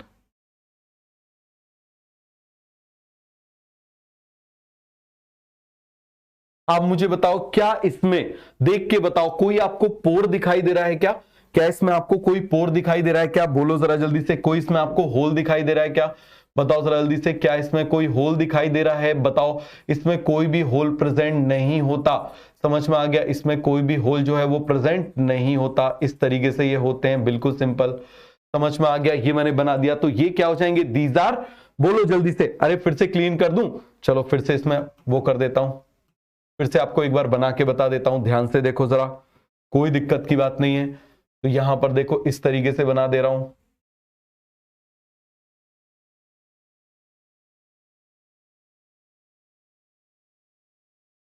ये मैंने बना दिया यहां पर। अरे सभी को समझ में आया? ये मैंने बना दिया। अब इसको ऐसे ऐसे बंद हो जाते, ऐसे होते हैं ये, ऐसे। समझ में आ गया? यहां से पकड़ा, यहां से ओपन हुआ, यहां से पकड़ा, यहां से ओपन हुआ। तो ये पकड़ पकड़ के ऐसे फेंकते जाते हैं। जैसे मैंने बताया था ना, मुर्गी मान लो ऊपर से पकड़ेगी नीचे छोड़ेगी, ऊपर से पकड़ेगी नीचे छोड़ेगी। समझ में आ गया? तो ये पकड़ के ऐसे छोड़ रही है। तो चलो इसको ऐसा कर देते हैं। ये देखो जरा,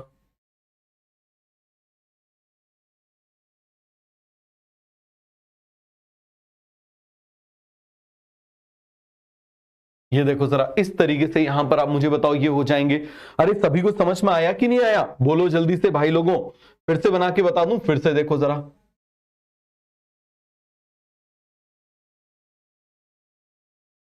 सभी को समझ में आ रहा है या नहीं आ रहा? बताते जाओ। ये मैंने बना दिया। अब ये ब्लैक, इनको, ये येलो वालों को ऐसे ब्लैक कर देता हूं जिससे आपको अच्छे से दिखे। बड़ा कंफ्यूजन रहता है बच्चों को। समझ में आ गया इसमें चैनल में और कैरियर में? तो अब मुझे बताओ जरा, चैनल और कैरियर आपको समझ में आ गए?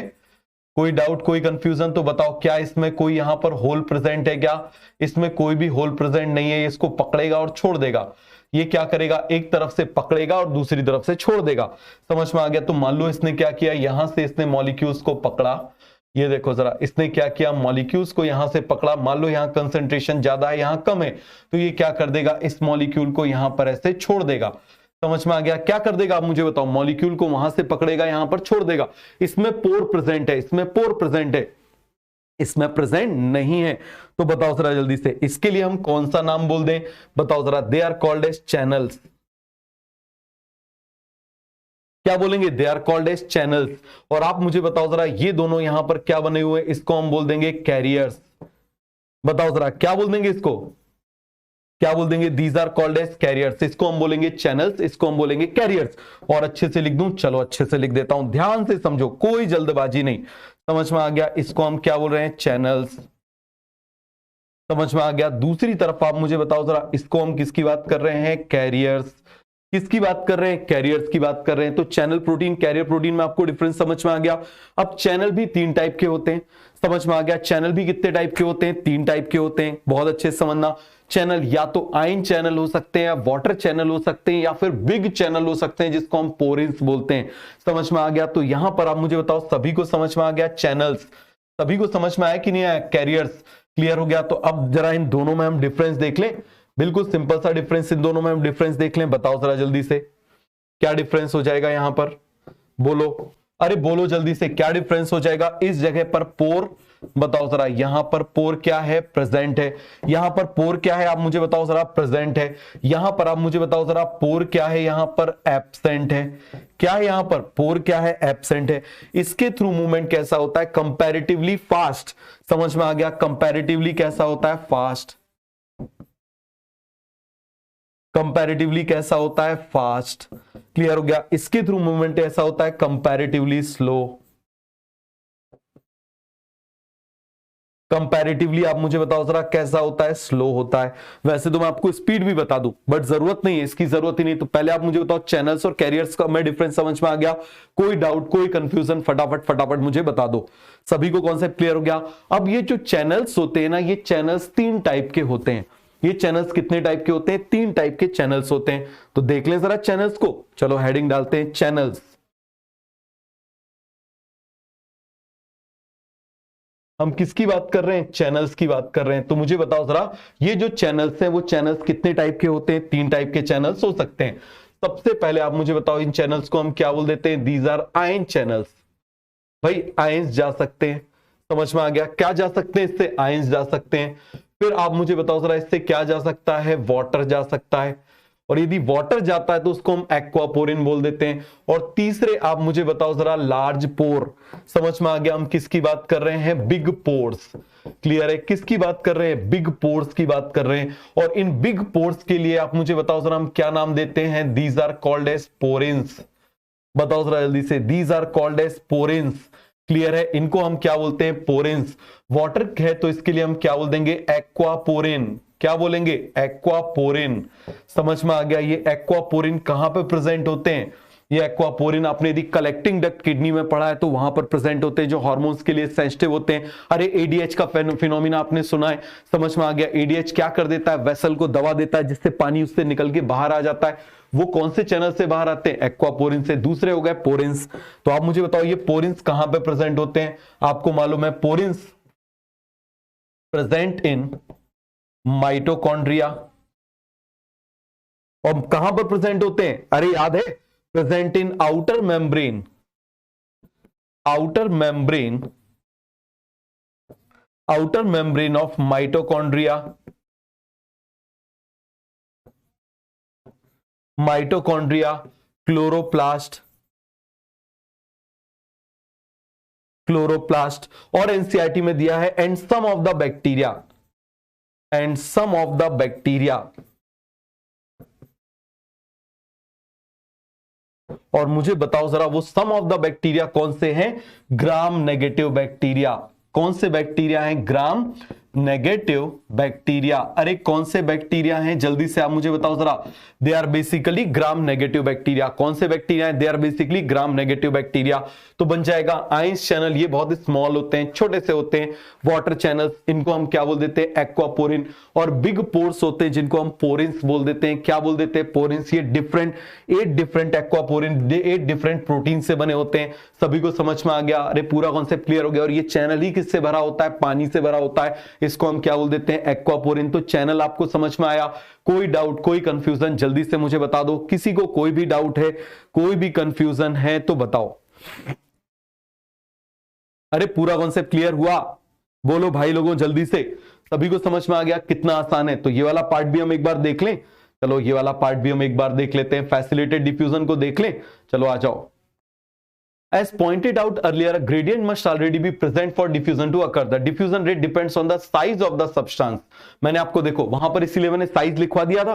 एनसीईआरटी धीरे धीरे चुन चुन के देता है। तो आप मुझे बताओ, मैंने आपको पहले ही बता दिया size of the substance. Obviously smaller substance diffuse faster. The diffusion of any substance across the membrane also depends on its solubility of lipid. मिल गया? Major constituent of the membrane, the substance soluble in lipid diffuses through the membrane faster. सब आपको मिल गया, सब मैंने आपको पहले ही समझा दिया। Substance that have a hydrophilic moiety, hydrophilic मतलब water loving moiety find it difficult to pass through the membrane. Clear हो गया?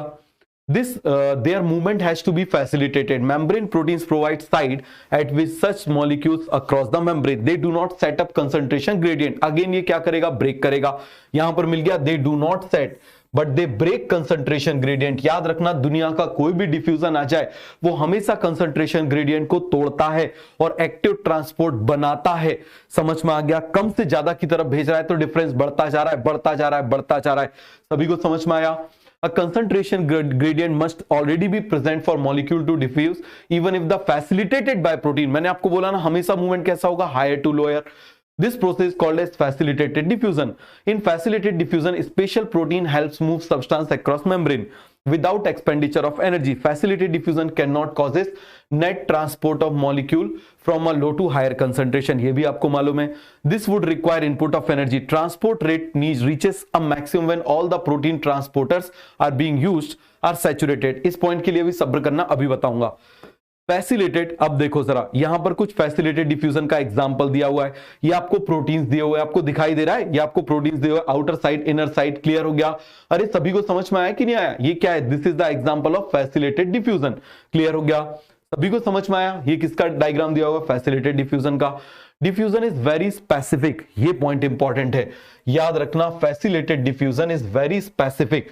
क्यों? क्योंकि प्रोटीन हर किसी को नहीं लेकर जाता, so they are very specific. It allows cell to select substance from uptake. It is sensitive to inhibitor which react with protein side chain. क्योंकि आप मुझे बताओ इनहिबिटर एसिड होते हैं, बेस होते हैं, और ये प्रोटीन के स्ट्रक्चर को तोड़ देंगे तो आप मुझे बताओ मूवमेंट नहीं हो पाएगा।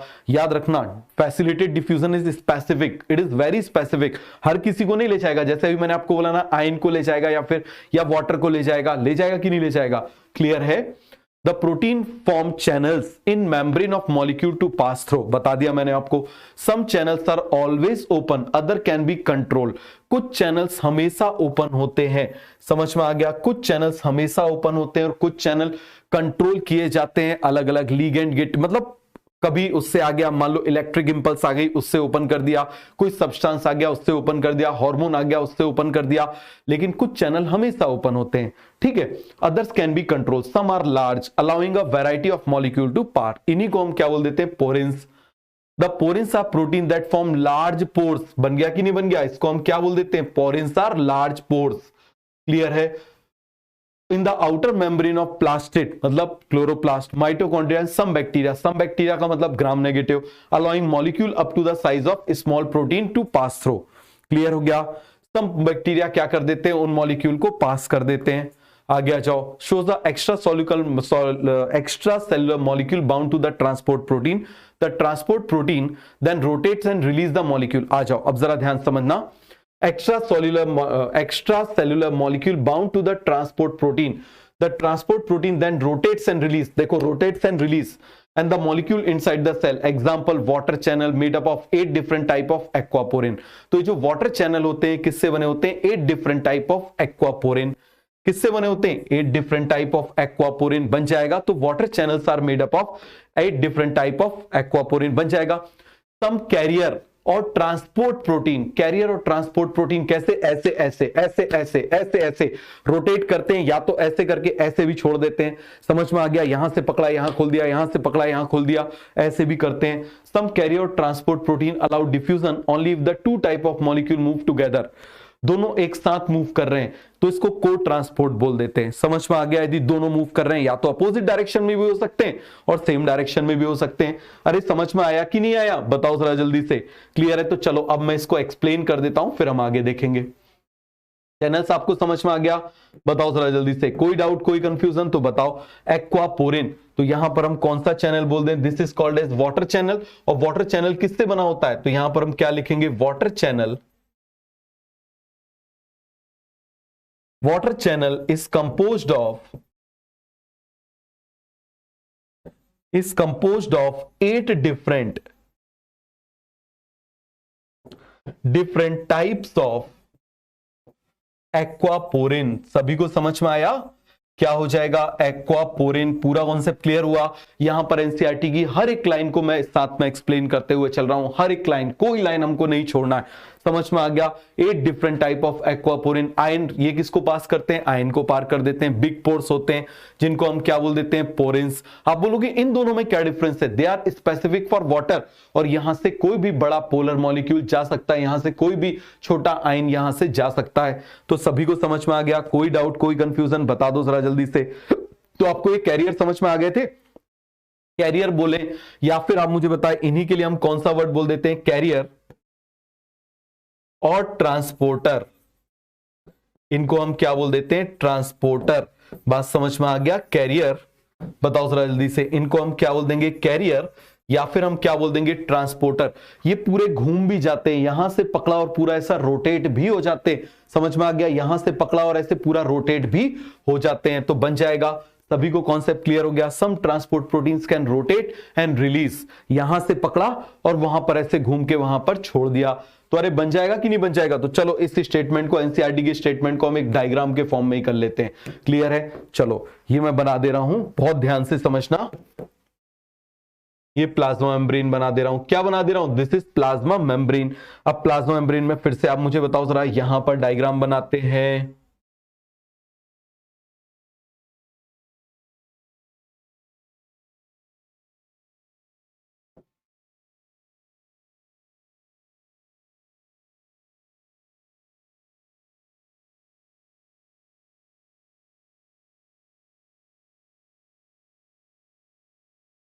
देखो किस तरीके से रोटेट होते हैं वो मैं आपको बता रहा हूं।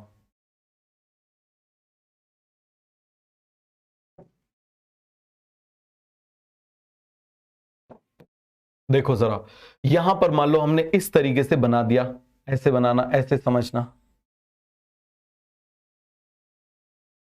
इस तरीके से प्रेजेंट होते हैं। बात समझ में आ रहा है किस तरीके से प्रेजेंट है? इस तरीके से प्रेजेंट है। यहां पर मान लो ये क्या करेगा, सब्सटेंस को कर लेगा बाइंड। पहले चलो इसको यहां से हटा दें,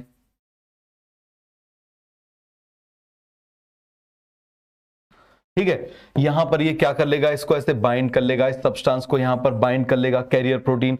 और अब आप मुझे बताओ जरा क्या हो जाएगा, इस तरीके से ऐसे ये घूम जाएगा। क्या हो जाएगा आप मुझे बताओ जरा, इस तरीके से ऐसे ये घूम जाएगा, रोटेट एंड रिलीज। बताओ जरा हमने क्या देखा, it will rotate and release. Rotate हुआ, रिलीज कर दिया, रोटेट हुआ, रिलीज कर दिया। तो कुछ कैरियर मॉलिक्यूल कैसे होते हैं, रोटेट होकर रिलीज भी कर देते हैं। तो आपको सभी को समझ में आया। तो यहां पर आप मुझे बताओ, बट हमेशा हमेशा हमेशा हमेशा आप मुझे बताओ जरा कैसे करेंगे, कंसंट्रेशन हायर कंसंट्रेशन, मतलब यहां से हायर कंसंट्रेशन, यहां पर lower concentration, always movement from higher concentration to lower concentration.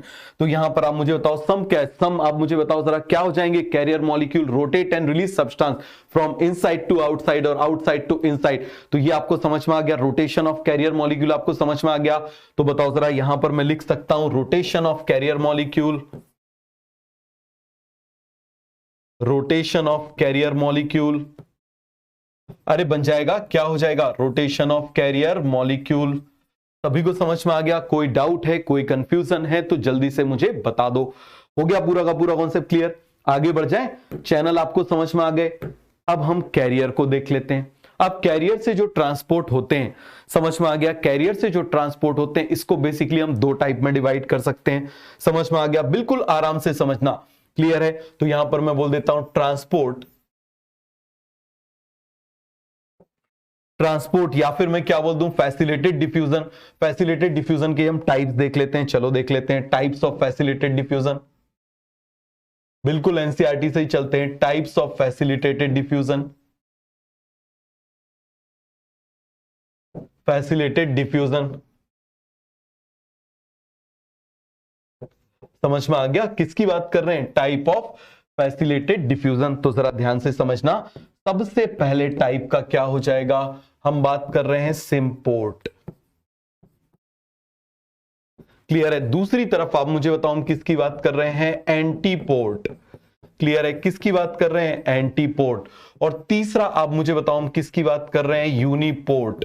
Clear हो गया? किसकी बात कर रहे हैं, यूनिपोर्ट की बात कर रहे हैं। अरे पूरा कॉन्सेप्ट क्लियर हुआ कि नहीं हुआ? किसकी बात कर रहे हैं, यूनिपोर्ट की बात कर रहे हैं। तो मान लो यहां पर मैं क्या बना दूं, ये मैं चैनल बना दे रहा हूं। क्या बना दे रहा हूं, चैनल बना दे रहा हूं। मान लो यहां पर मैंने ऐसे प्लाज्मा मेम्ब्रेन बना दी, यहां पर मैंने क्या बना दी, प्लाज्मा मेम्ब्रेन बना दी, इस तरीके से। बहुत ध्यान से समझना, क्लियर हो गया? क्या बना दी मैंने, प्लाज्मा मेम्ब्रेन बना दी। यहां पर मैं क्या बना दे रहा हूं, चैनल्स बना दे रहा हूं। क्या बना दे रहा हूं, चैनल्स बना दे रहा हूं। मान लो इस तरीके से मैंने एक चैनल बना दिया,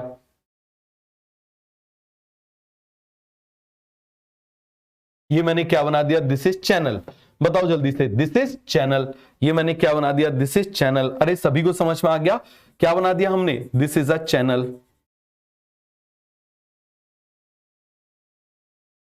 ये प्लाज्मा मेम्ब्रेन में मैंने क्या बनाया हुआ है, फटाफट फटाफट आप मुझे बता दो जरा, दिस इज अ चैनल।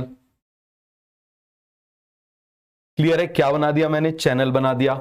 यहां पर भी मैं बना देता हूं और कॉपी कर देता हूं, यहां पर भी मैंने चैनल बना दिया और यहां पर भी मैंने चैनल बना दिया।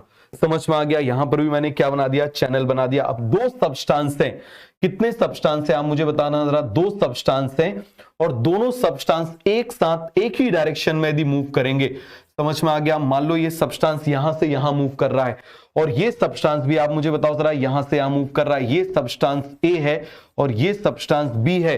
समझ में आ गया? यदि ए जाएगा तभी बी जाएगा, बी जाएगा तभी ए जाएगा। तो आप मुझे बता दो जरा, इसको हम क्या बोल देंगे, symport.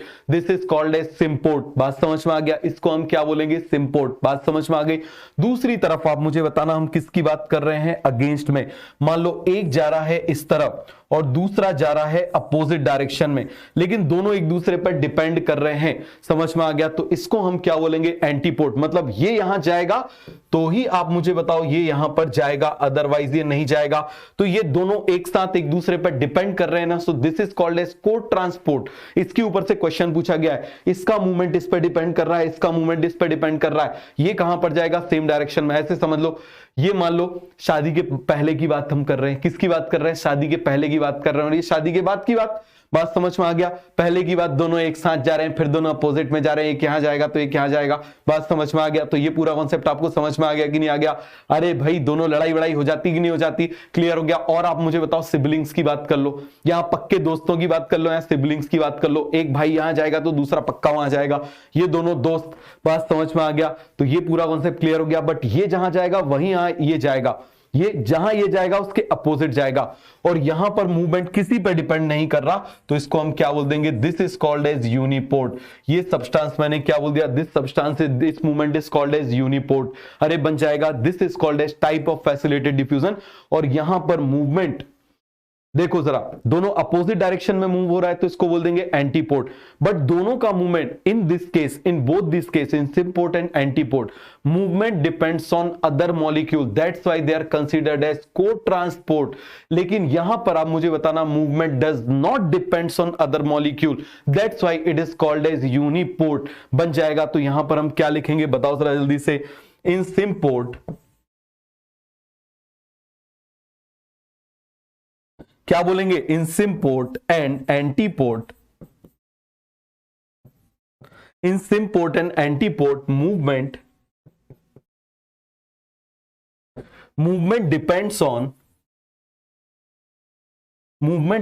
On other molecule. Other molecule पर जो है मूवमेंट क्या कर रहा है? डिपेंड कर रहा है। बताओ जरा। In symport and antiport movement depends on other molecule, that's why it is called as cotransport. आप मुझे बताओ, इसी वजह से इसको हम क्या बोल देते हैं? को का मतलब साथ। अरे कोएड स्कूल जानते हो ना, क्या बोलेंगे आप मुझे बताओ जरा? That's why it is called as cotransport. क्या बोलेंगे हम इसको?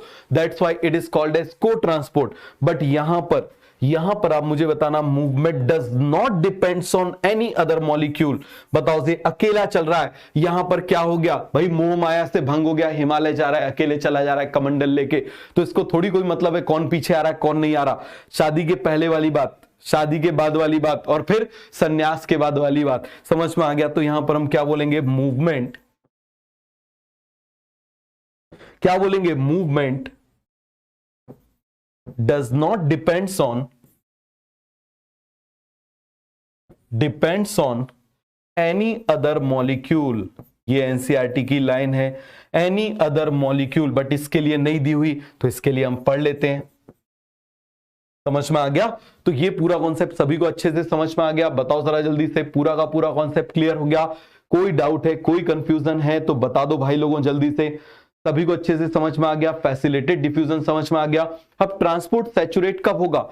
इन फैसिलिटेड डिफ्यूजन ट्रांसपोर्ट सैचुरेट हो सकता है। क्यों?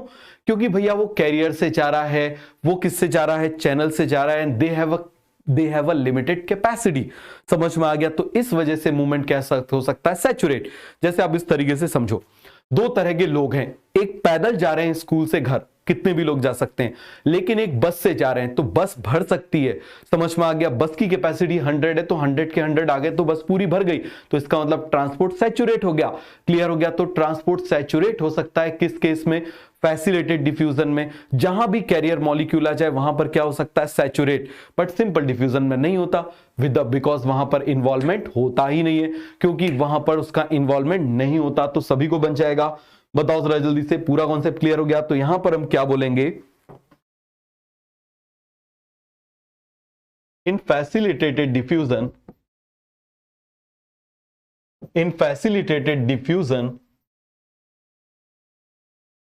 बताओ जरा हम क्या बोल रहे हैं? In facilitated diffusion transport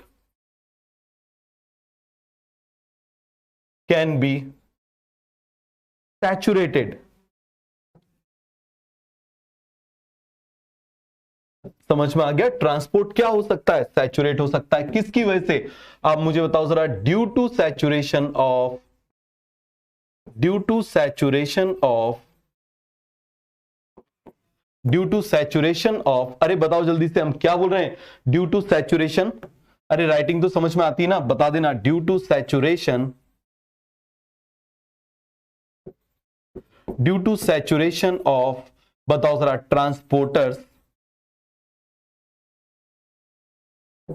transporters and channels. Clear हो गया।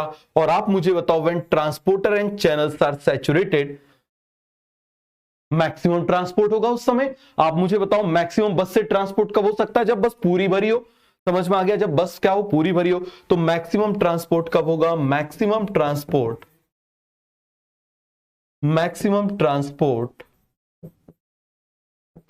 occurs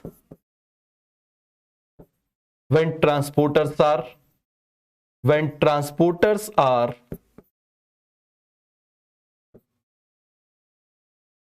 fully occupied। ऑक्यूपाइड का मतलब क्या हो जाएगा, आप मुझे बताओ जरा, सैचुरेटेड। किसकी बात कर रहे हैं आप, मुझे बताओ जरा, क्या हो जाएंगे, saturated. When transporters are fully occupied, हम क्या बोलेंगे, सैचुरेटेड। सभी को समझ में आ गया, कोई डाउट है, कोई कंफ्यूजन है तो जल्दी से मुझे बता दो। तो ये हमने फैसिलिटेड डिफ्यूजन भी पढ़ लिया। देखो जरा जल्दी से, passive transport and antiport, some carrier or transport protein allow diffusion only if the two type of molecule move together. और आप मुझे बताओ, only two type of molecule move together. Clear है, तो इसको हम को ट्रांसपोर्ट बोल देंगे। In a symport both molecule cross the membrane in same direction, in a antiport they move in opposite direction. तो देखो, some carrier transport molecule allow diffusion only if two molecule, याद रखना, only if two molecules move together. इसीलिए इसको हम क्या बोल देते हैं, दिस इज कॉल्ड एज को ट्रांसपोर्ट। बताओ जरा, इसको हम क्या बोलेंगे, को ट्रांसपोर्ट बन जाएगा। In symport both molecule across the membrane in same direction, उसको क्या बोल देंगे, सिम्पोर्ट। एंटीपोर्ट में अपोजिट डायरेक्शन। व्हेन ये देखो, यहां पर ये अकेला चल रहा है, यहां पर ये अपोजिट डायरेक्शन में जा रहे हैं और यहां पर ये साथ साथ जा रहे हैं, तो ये क्या हो जाएगा, सिम्पोर्ट। अरे बन जाएगा, सभी को क्लियर हुआ, आगे आ जाओ। When a molecule move across the membrane, देखो मैंने पूरे एक पेज में एक लाइन लिखी हुई है तो इंपॉर्टेंट होगी। When a molecule move across the membrane independent of other molecule, किसी से कोई मतलब नहीं है, तो आप मुझे बताओ, इंडिपेंडेंट ऑफ अदर मॉलिक्यूल, तो इसको हम क्या बोल देंगे, this process is called as uniport. This process is called as, बताओ जरा जल्दी से, this process is called as uniport. आगे बढ़ जाएं। अब active transport against the concentration gradient, समझ में आ गया, एटीपी भी इन्वॉल्व होगा, अगेंस्ट द कंसंट्रेशन ग्रेडियंट होगा। तो चलो जरा देख लें, अरे सभी को समझ में आ गया, तो चलो यहां पर हम हेडिंग डाल लेते हैं, एक्टिव ट्रांसपोर्ट। किसकी बात कर रहे हैं हम, एक्टिव ट्रांसपोर्ट की बात कर रहे हैं। बिल्कुल आराम से समझ लेना, क्योंकि यहां से असर्शन रीजन क्वेश्चन बहुत बनते हैं। समझ में आ गया, एक्टिव ट्रांसपोर्ट, और कितना आसान है, देखो जरा एक्टिव ट्रांसपोर्ट को समझना। सबसे पहले आप मुझे बताओ, ए से क्या बोल रहे हैं, अगेंस्ट कंसंट्रेशन ग्रेडियंट। क्या बोल रहे हैं, अगेंस्ट कंसंट्रेशन ग्रेडियंट। तो ये कंसंट्रेशन ग्रेडियंट को क्या, आप मुझे बताओ कहां जाएगा, अगेंस्ट जाएगा, उल्टा जाएगा, कहां पर जाएगा, आप मुझे बताओ जरा, हम क्या बोल रहे हैं, अगेंस्ट कंसंट्रेशन ग्रेडियंट। इसका मतलब क्या होगा, आप मुझे बताओ जरा, लो कंसंट्रेशन से हाई कंसंट्रेशन। फिर आप मुझे बताओ, ए फॉर एटीपी। समझ में आ गया, कितना सिंपल है, active transport against concentration ATP, मतलब हम क्या बोलेंगे, expenditure of energy, expenditure of energy. बताओ जरा जल्दी से, हम क्या बोल देंगे, एक्सपेंडिचर ऑफ एनर्जी। सभी को कॉन्सेप्ट क्लियर हो गया, हम क्या बोल देंगे, expenditure of energy against concentration gradient, low concentration to high concentration, क्या हो रहा है यहां पर, एक्सपेंडिचर ऑफ एनर्जी। क्लियर हो गया, सभी को समझ में आ गया। और वो दोनों क्या कर रहे थे, कंसंट्रेशन ग्रेडियंट को तोड़ देते थे, लेकिन ये लो से हाई की तरफ फेंक रहा है, ये क्या कर रहा है, लो से हाई की तरफ फेंक रहा है, तो ये क्या करेगा, सेटअप कंसंट्रेशन ग्रेडियंट। क्या करेगा, सेटअप कंसंट्रेशन ग्रेडियंट। देखो जरा कैसे, ये पॉइंट इसका सबसे इंपॉर्टेंट पॉइंट है। क्लियर हो गया, आप ऐसे देखना, यहां पर मैं बना दे रहा हूं, ये देखो जरा, ऐसे बना दिया। अब चलो यहां पर मैंने क्या बना दिया, यहां पर मैंने मॉलिक्यूल बना दिया, ये मैंने मॉलिक्यूल बना दिए ज्यादा, समझ में आ गया। तो यहां पर आप मुझे बताओ कंसंट्रेशन क्या हो गई, हाई कंसंट्रेशन। यहां पर मैंने मॉलिक्यूल बना दिए कम, तो इसको हम क्या बोलेंगे, लो कंसंट्रेशन।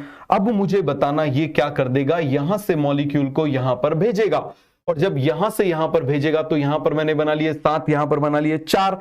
तो देखो जरा जल्दी से, यहां पर मैं बना दे रहा हूं 1 2 3 4 5 6 7, ये पुराने बना लिए, 2 और भेज देता हूं। ये मैंने 2 और भेज दिए, 2 यहां पर रह गए। तो बताओ जरा, पहले यहां पर कितने थे आप मुझे बताओ जरा, 7 और 4, डिफरेंस कितना था आप मुझे बताओ जरा, 7 - 4 कितना डिफरेंस था, 3। क्लियर हो गया, कितना डिफरेंस था, 3। अब आप मुझे बता दो यहां पर कितना है, बोलो जरा जल्दी से, 1 2 3 4 5 6 7 8 9, 9 - 2 कितना हो जाएगा, 7। तो देखो ये क्या कर रहा है, इस गैप को बढ़ाते जा रहा है, बढ़ाते जा रहा है। तो हम क्या बोलेंगे, active transport setup concentration gradient. ये सेट करता है, समझ में आ गया, कंसंट्रेशन ग्रेडियंट को बिल्डअप करता है। तो यहां पर हम क्या बोलेंगे, बहुत ज्यादा इंपॉर्टेंट पॉइंट है, एक्टिव ट्रांसपोर्ट सबसे इंपॉर्टेंट काम होता है इसके जीवन का। ये एक्टिव ट्रांसपोर्ट क्या करता है, सेटअप और जनरेट कंसंट्रेशन ग्रेडियंट,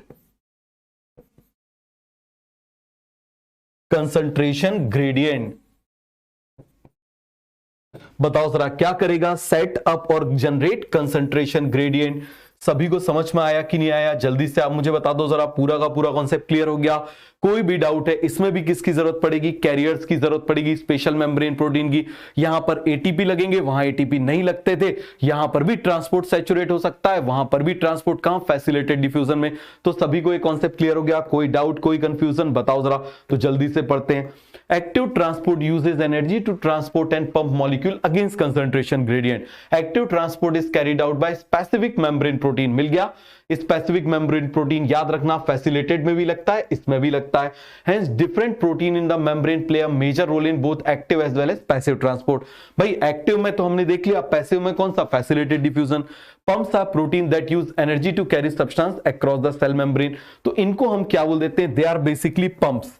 तो पंप क्या होते हैं, जैसे आपने सोडियम पोटेशियम पंप का नाम सुना है, एनर्जी को यूज करके अंदर से 3 सोडियम को बाहर, बाहर से 2 पोटेशियम को अंदर, इसको हम क्या बोल देते हैं, सोडियम पोटेशियम पंप बन जाएगा। आगे आ जाए, These pump can transport substance from low concentration to high concentration। इसी को हम अपहिल, भाई लो से ऊपर की तरफ जा रहे हैं, इसीलिए इसको क्या बोल देंगे, uphill transport.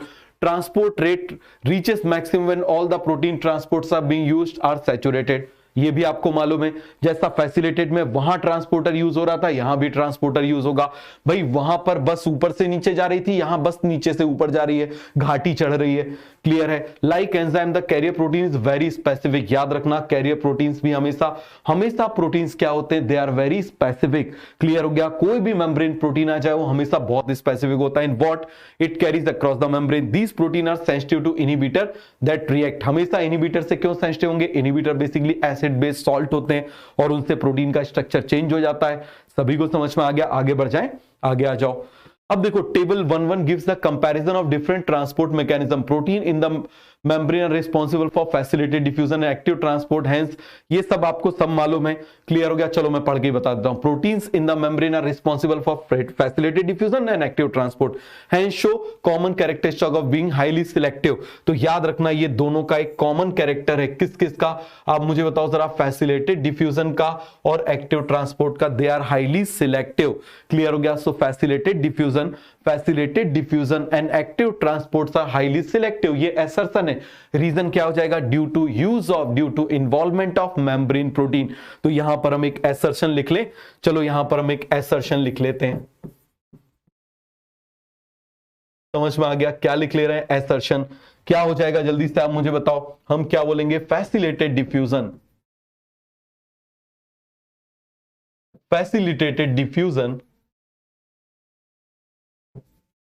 Diffusion and active transport.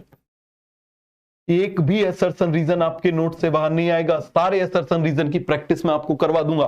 समझ में आ गया। Active transports are highly selective. Reason क्या हो जाएगा, बताओ जरा जल्दी से। इसका रीजन क्या हो जाएगा, बोलो जल्दी से। Due to involvement of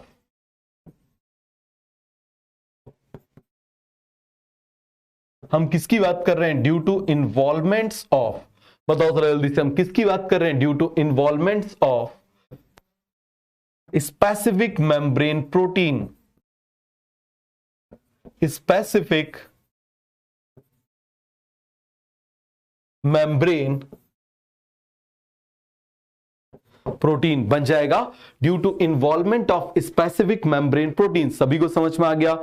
but अब आ जाओ, they are liable to saturate, liable to saturate होते हैं, उसका भी वही जाएगा।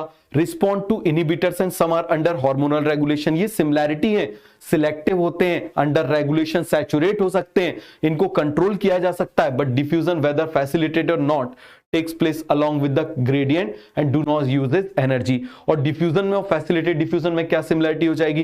क्योंकि दोनों ही डिफ्यूजन है तो एनर्जी को यूज नहीं करते। क्लियर है? बन जाएगा। आगे आ जाओ, ये यहां पर दिया हुआ है, समझ में आ गया? तो चलो इसको हम पूरा ऐसे कर देते हैं। चलो ऐसे ही आप मुझे बता दो, सिंपल ऐसे बता दो, मैं यहां पर खड़ा हुआ हूं, ऐसे खड़ा हो जाता हूं, ठीक है? बताओ स्पेशल प्रोटीन की जरूरत किसको पड़ती है? फैसिलिटेट को पड़ती है, और किसको पड़ती है? एक्टिव को पड़ती है। हाईली सिलेक्टिव ये दोनों हो जाएंगे, ट्रांसपोर्ट सैचुरेट ये दोनों हो जाएंगे। अपहिल ट्रांसपोर्ट किस में होता है मुझे बताओ? केवल एक्टिव में। रिक्वायर एटीपी किस में होता है? केवल एक्टिव में। तो बन जाएगा, कितना सिंपल सा है। क्लियर हो गया? अरे सभी को समझ में आ गया कि नहीं आ गया? कितना सिंपल सा क्वेश्चन है, कितना सिंपल सा। आप मुझे बताओ जरा, ये पूरा का पूरा कॉन्सेप्ट क्लियर हो गया? कोई डाउट, कोई कंफ्यूजन बता दो जरा जल्दी से। क्लियर है? इसके बाद प्लांट वाटर रिलेशन को हम पढ़ेंगे नेक्स्ट लेक्चर में। क्लियर है? और नेक्स्ट लेक्चर में हम पूरा वाटर पोटेंशियल वाला जो पार्ट है वो खत्म करेंगे। जो पार्ट आपको बड़ा डिफिकल्ट लगता है उसको हम खत्म करेंगे, और उसके ऊपर हम कुछ क्वेश्चंस भी करेंगे। समझ में आ गया? अच्छे क्वेश्चन करेंगे, डिफिकल्ट लेवल के हम क्वेश्चन करेंगे, जितने डिफिकल्ट हो सकते उतने डिफिकल्ट लेवल के क्वेश्चन करेंगे। समझ में आ गया? तो चलो मिलते हैं नेक्स्ट क्लास में बढ़िया से। Okay, bye bye.